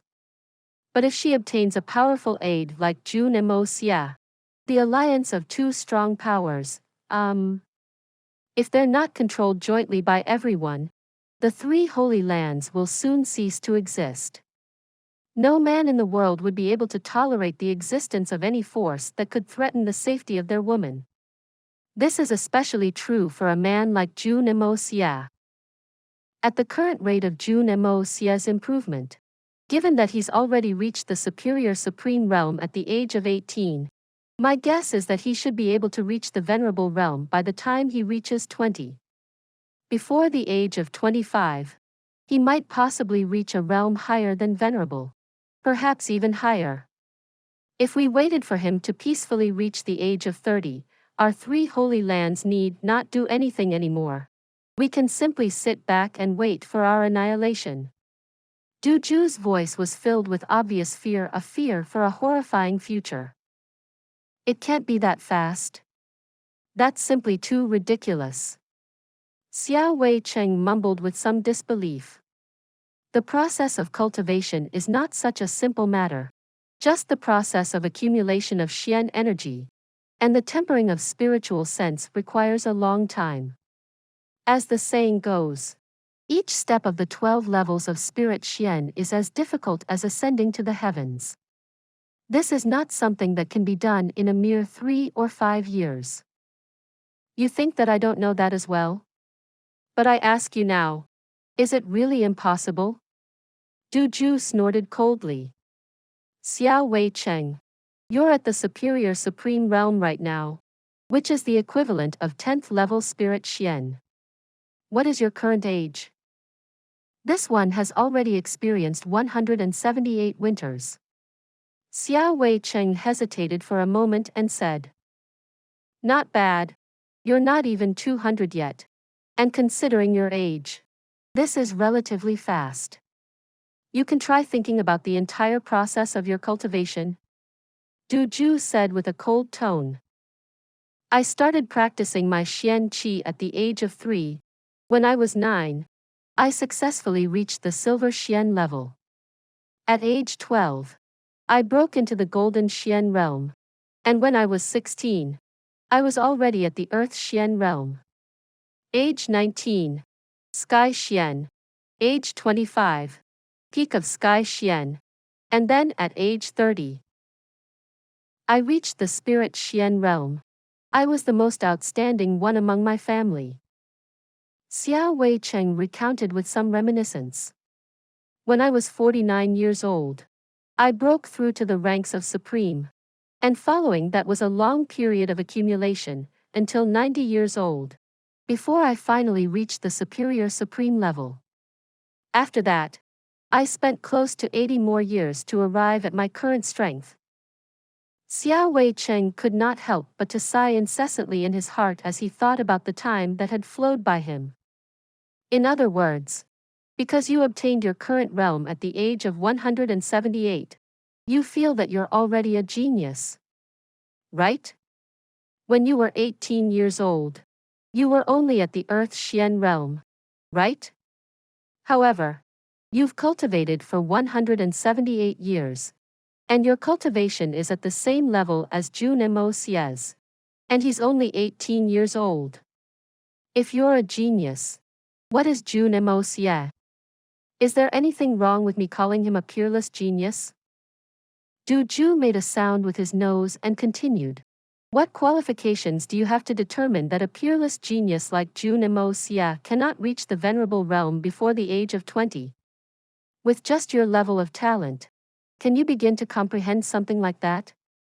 Do you have the guts to proclaim something that you don't understand as impossible? Xiao Wei Cheng's body shook and he abruptly stopped his steps. His mouth grew wide, and a look of shock passed over his face. Indeed, without comparing oneself with another, a person could still live in blissful ignorance. But the moment they compared themselves with others, they would die of shock. He had been blindsided by Jun Moxie's arrogance and infuriating behavior, but he'd failed to notice the other's monstrous talent. Many years ago, he had also been celebrated by his family as a super genius. His cultivation speed had been described as being monstrous as well. But, now that he was comparing himself with Jun Moxie, Xiao Weicheng instantly felt a wave of extreme dismalness.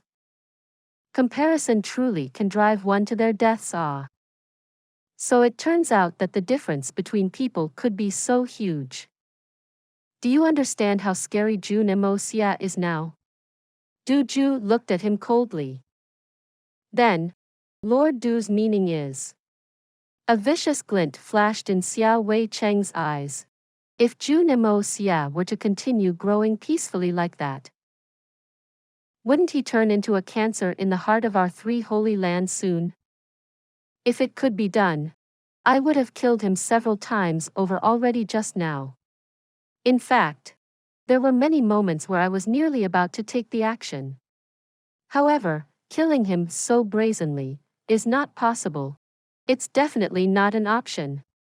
Du Ju gritted his teeth and said, Jun Moxie needs to die. This is something that cannot be changed. Chaos can arise because of his death. But we must never let them know that it was done by us. Not at all costs. He furrowed his brows and looked into the distance, deep in thought. Venerable Mei is one thing, but the most important one is still that mysterious master of his. If his disciple is so formidable, how much scarier must the master be? That great personage is most probably a formidable enemy that even our three holy lands will find difficult to oppose. Even if we were able to eke out a victory against such an existence, we would still need to pay a huge price in return. Just who is this person? Could it be someone from the misty illusory manor?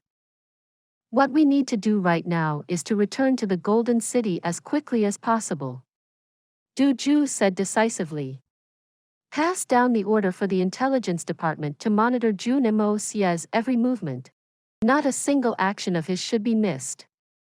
On the second day of the second month in spring, the elite forces of the three holy lands will gather in Silver Blizzard City. That will be the best chance for us to kill the Tianfa Beast King. In addition, it is also the best chance to kill Jun Moxie. Against an opponent like Jun Moxie, we need to succeed with the first try. Because such a person would never allow his enemies to make a second attempt on his life. Apart from that, Jun Moxie and the Jun family are already hostile with the Tianxiang royal family.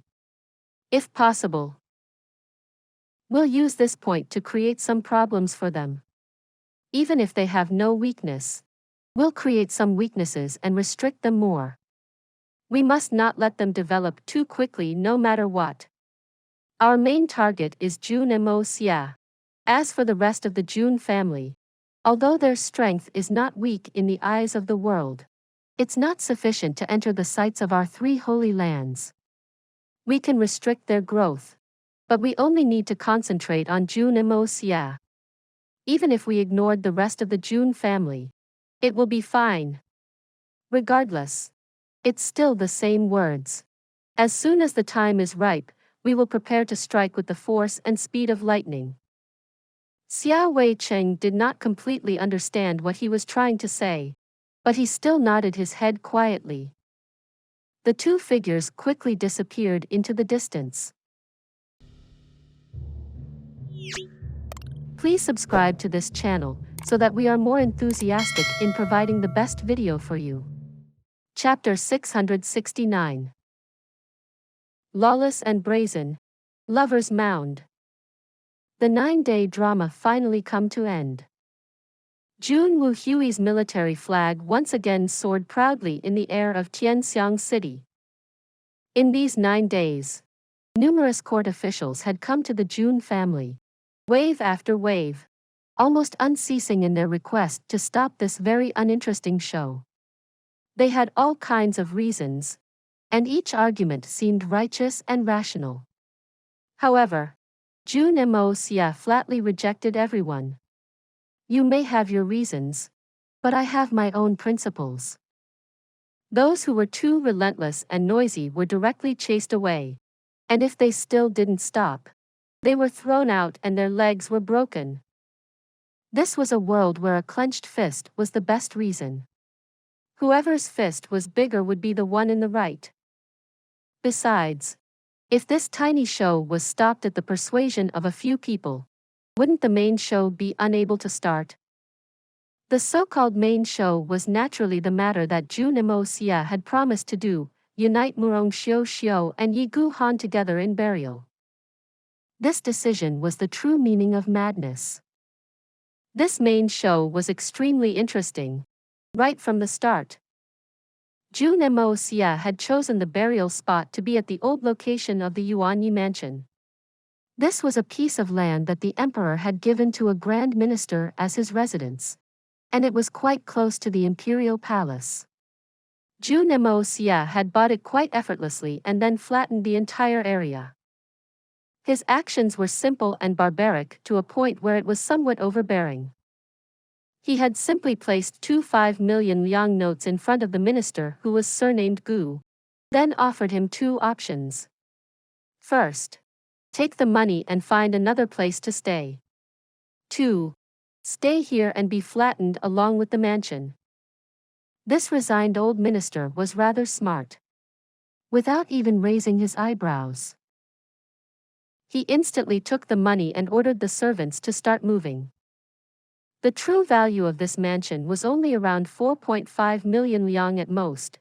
It was also extremely difficult to see this kind of money up front.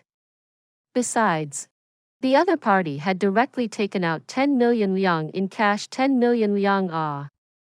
He was making an immense profit. He was even allowed to bring all his stuff away, and all he really needed to do was to buy another mansion to live in.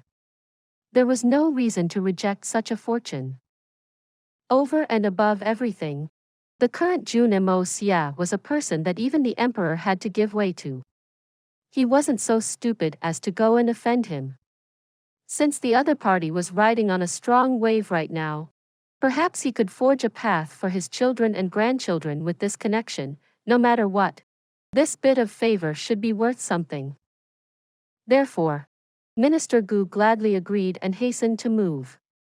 In just 2 short days, everything was settled. Just as Minister Gu took out the last piece of item and walked about 10 meters out of his door, a loud hong sound rang out. When he turned back to look, he saw to his horror that the huge mansion with their hundreds of rooms had all collapsed in an instant, turning into a pile of rubble that stretched far and wide. Cold sweat burst out of Minister Gu's body in an instant. If he hadn't moved so straightforwardly, then among that pile of rubble, thinking to hear, Minister Gu hurriedly scampered away without turning around. Only a pile of cold sweat remained behind him. That night, Jun Moxie arrived at the area. The entire place was fully secured by the Heaven Destroyer and Spirit Devourer teams to a point where even the winds and rain would not be able to enter. Jun Moxie stood among the rubble, dressed in a full white robe.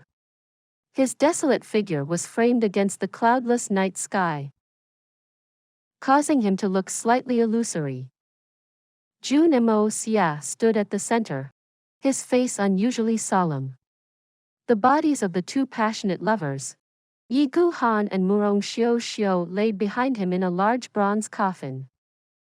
Jun Moxie raised his hand and a dull yellow radiance shone. With a light wave, the radiance shone brighter and surged out. Everywhere the mysterious yellow light landed on, the ceramic tiles and the walls would turn into mud. The messy ground was instantly transformed into a flat piece of ground. This sight was exceptionally shocking. He waved his hands again, and a several zhang deep hole opened up in front of him. Yi Gu Han and Murong Xiao's coffin floated into the air and slowly landed softly into the hole. Then, with a light flick, the grave closed up seamlessly. This pair of lovers was finally united in burial. Their long-cherished wish in life had finally been fulfilled. Allow me to walk the 9 springs with you, so that we may unite in Fengdu. One, give me your hand, so that we shall never part for 3 lifetimes. Jun Moxie remained standing on the spot, not moving at all. But before him, a huge piece of stone tablet appeared, as if it had grown from the ground like a tree.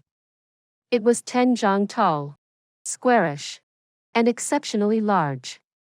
A handsome dragon and a graceful phoenix sat atop the stone, facing each other.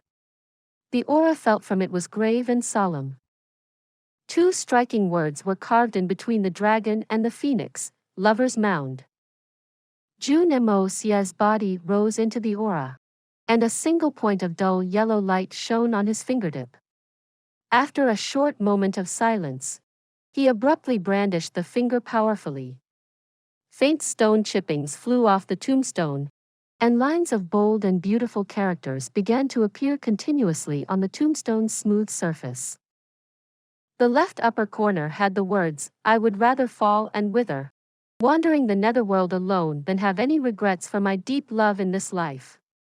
If there is unfinished affinity in the next life still, I would sooner let down the heavens than let my dearest down." The center, here lies the grave of Yi Guhan and Murong Xiu, husband and wife. Bottom right, this tombstone was made by Jun Moxie in remembrance of the deep love of the two. May the couple never part in their next life, and the lives after that, growing old together unto eternity. Like the love birds in the sky, or the intertwining roots in the ground, heaven and earth may fall, but this love shall endure forever. This tomb, called the Lover's Mound, was erected by Jun Moxie personally. Any who dares to desecrate it shall see the 9 generations of their line exterminated. Jun Moxie raised his head and looked at the huge tombstone as he said with a light voice, "Yi Guhan, Murong Xiu, I've already fulfilled your final wish for you. No matter how difficult your life was, the 2 of you were still reunited in death. Since I've left my name on this stone, I will not allow anyone to disturb your rest. This is also the last thing I can do for you both." Jun Moxie stood up, and after thinking for a moment, he placed 2 huge stone lions before the mound. Then, numerous stone steps formed under Jun Moxie's feet as he descended. A green light flashed in his right hand. Then, in an instant, countless pine trees and cypress trees grew out around the vast graveyard. The trees covered the entire area, and the land of several tens of li was soon completely covered by a beautiful pine and cypress forest. Yi Guhan and Murong Xiu's tomb was surrounded in the very heart of this enchanting forest. Turning his head to look at the tomb once again, Jun Moxie sighed lightly, bowed a little, and left. The Lover's Mound. Just as Jun Moxie had anticipated, the sudden appearance of the Lover's Mound had indeed caused a huge commotion in the city at dawn of the next day. First of all, this place was still housing a grand mansion just 1 day ago, but in the span of 1 night, it had turned into a huge graveyard surrounded by a vibrant forest. Such a miraculous sight naturally roused the shock of the entire city. Secondly, the commotion had also been because of the 2 names in the middle of the tombstone. Perhaps not many people knew who Yi Guhan was, but the name Murong Xiu was something that everyone was familiar with. Isn't that the esteemed name of the current empress? How did she end up being buried here? Furthermore, she was buried here in the identity of somebody else's wife? What was going on? Inside the imperial palace, the emperor sent a stool flying with a kick in his fit of rage. Then, he fiercely swept all the items on the table onto the ground. With another roar, he kicked the table away as well. "Men! Listen to this emperor's command. Level that Lover's Mound to the ground for me instantly. I want it dug out completely no matter what. Dang that trash. Yi Guhan. What qualifications does he have? What qualifications does he have? Murong Xiao Xiao, you slut. Slut slut slut slut slut. Ah! I want the two of you to be unable to rest in peace even in death. United in death? I'll burn the corpses of you two cheap tramps. Then scatter the ashes of one in the sea, and the other on the peak of a tall mountain, so that your spirits will never be able to find each other forever. A large consignment of troops soon surged out of the imperial palace and rode through the streets to tear down the lovers' mound. This tomb was that much of a thorn in the emperor's eyes. Regardless, these small characters were not worthy of the young Master Jun receiving them personally. Of course, the ones who were waiting to welcome them were not weak either, because they were the Heaven Destroyer and Spirit Devourer teams. Any random soldier of this troop was at the Sky Xian realm. With such a line-up, could they possibly be weak? One side was adamant on tearing the tomb down, while the other was hell-bent on defending it. Without much ado, a huge battle began in the middle of Tianxiang City. The result of the fight naturally went without saying. Even the weakest member of the Heaven Destroyer and Spirit Devourer teams were peak Earth Xian experts. With 300 of them gathered together and formed into a battle formation, how could ordinary soldiers be a match for them? There weren't even many peak Earth Xian experts in the entire Tianxiang kingdom. Not to mention Sky Xian cultivators. Any expert with this kind of cultivation would have already left long ago to roam the martial world or to start or join a section. Who would be so bored as to join the army? In just a short moment, the ground was already littered with heavily injured soldiers and broken limbs. And this was with Jun Moxie specially stressing that they must not kill anybody. The Heaven Destroyer and Spirit Devourer teams had been lenient in every strike, which was why there were no deaths. But even so, in just a short afternoon, close to 10,000 soldiers had been dealt varying injuries. This could already be considered as an extremely shocking number. Although he had lost the first round of battle, the emperor did not lose heart. The Tianxiang kingdom had millions of soldiers and horses. Could it be that they really couldn't flatten a tiny graveyard? Even if the Jun family does not listen to my commands anymore, what about the other families? Could it be that they also wish to follow the Jun family in rebellion? This emperor refuses to believe it. There can't possibly be a peerless master behind every family to act as their guardian angel like the Jun family, right? A summon was immediately sent out for the Donghua family to lead their soldiers out. But unexpectedly, the emperor received news that Donghua Zongheng had suddenly fallen ill. Apparently, the old man had fallen into a deep coma and was currently still unconscious. He was so ill, in fact, that he only had one breath more than a dead person. In such a situation, he was naturally unable to lead his soldiers. Furthermore, it wasn't just the old man Donghua Zongheng that was bedridden. Even the great general Donghua Wudi had fallen ill as well.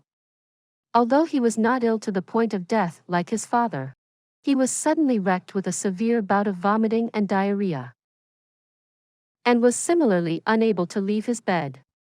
As for riding out to battle, that was even more impossible.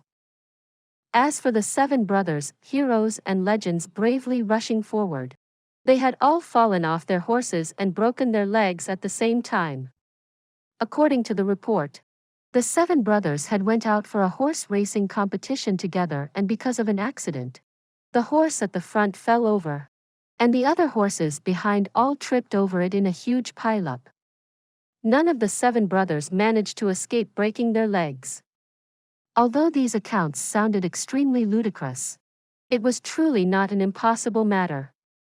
In any case, it was definitely impossible for them to ride a horse again in the short term. Please subscribe to this channel so that we are more enthusiastic in providing the best video for you. Chapter 670. Murong Feng Yun. the women of the Dugu family became busy. It was said that nearly half of the doctors in the capital were summoned there and served with the most sumptuous cuisines. But their diagnoses were increasingly serious. It was as if the Dugu family would hold a funeral the next day for more than 10 people. When this news reached His Majesty, he immediately fainted. And the great preceptor Li said that he was sick and couldn't do the job due to old age. The head of the Meng family said that he got tetanus last night and couldn't get up anymore. All the important people from the big families were bedridden this morning. According to the messengers, it didn't even seem like they were pretending. The emperor was furious, but he finally thought of a man. Murong Feng Yun. He was the emperor's father-in-law and the father of Murong Xiu. He definitely would take care of this because he was a minister and the father-in-law. So Murong Feng Yun was the most suitable to solve this issue. But when Murong Feng Yun received the news, his hands trembled and he stumbled. He yelled with his eyes widened. Xiu died? When? Why didn't I know? So Murong Feng Yun immediately went to the palace and was told that the empress had not returned since the night 10 days ago. The confused Master Murong went directly to His Majesty, only to be given an ambiguous explanation. The only thing made clear was that the emperor needed him to get rid of the combined tomb of Murong Xiu and Yi Guhan first. At the Jun family, the sound from the battle was audible. Jun Wuyi shook his head in disbelief. Moxie, is this too much? Jun Moxie, who was engaged in reading a classical novel, turned a page as he said nonchalantly, "Too much? I don't think so.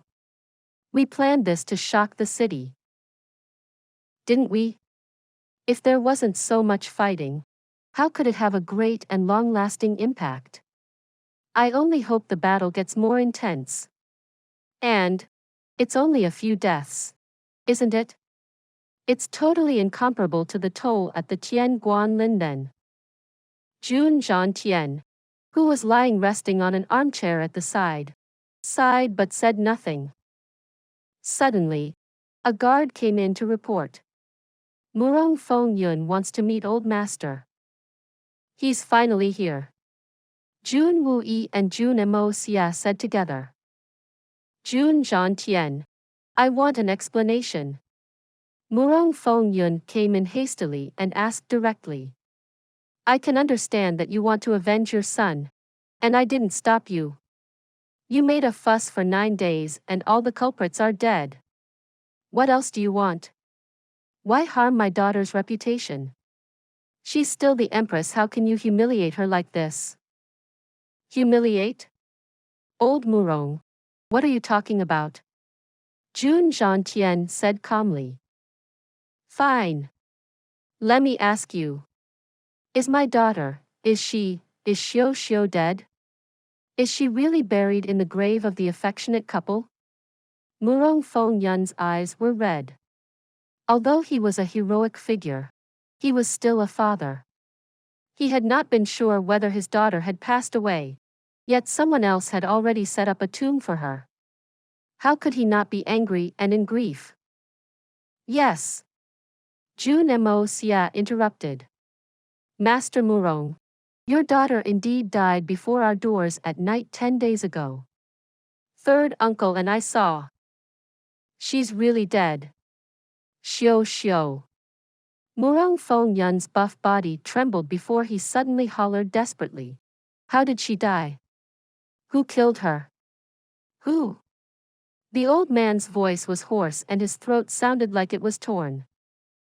"The culprit is one of the people I executed," Jun Moxie answered slowly. "I'm sure you know him and he's quite familiar to you. It's Mr. Wen Songyu." "Wen Songyu? It's him? Why him?" Murong Feng Yun's eyes flashed. His face grayish, and his original upright body became unstable as he sat down slowly. He did not notice that there was no chair behind him and fell straight onto the ground. Upon hearing the name, it was clear to him how Murong Xiu had died and who the man behind her death was. Impossible. How could it be him? Murong Feng raised his menacing face and hollered again desperately. You are lying. Impossible?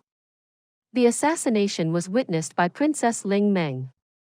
Right now, she is recovering in my house. Still unconscious. In addition, more than 100 guards who escorted Ms. Murong that night witnessed it. Although many of them died protecting her, almost half still survived. They are also here today. They belong to the Murong family. Do you believe them? If there are still doubts, Solitary Eagle and Feng Wanyun are also witnesses. Jun Moxie continued calmly. If you find it necessary, I could call them out. I'm sure you will believe what they say. Murong Feng looked blank. The whole event was driving him mad.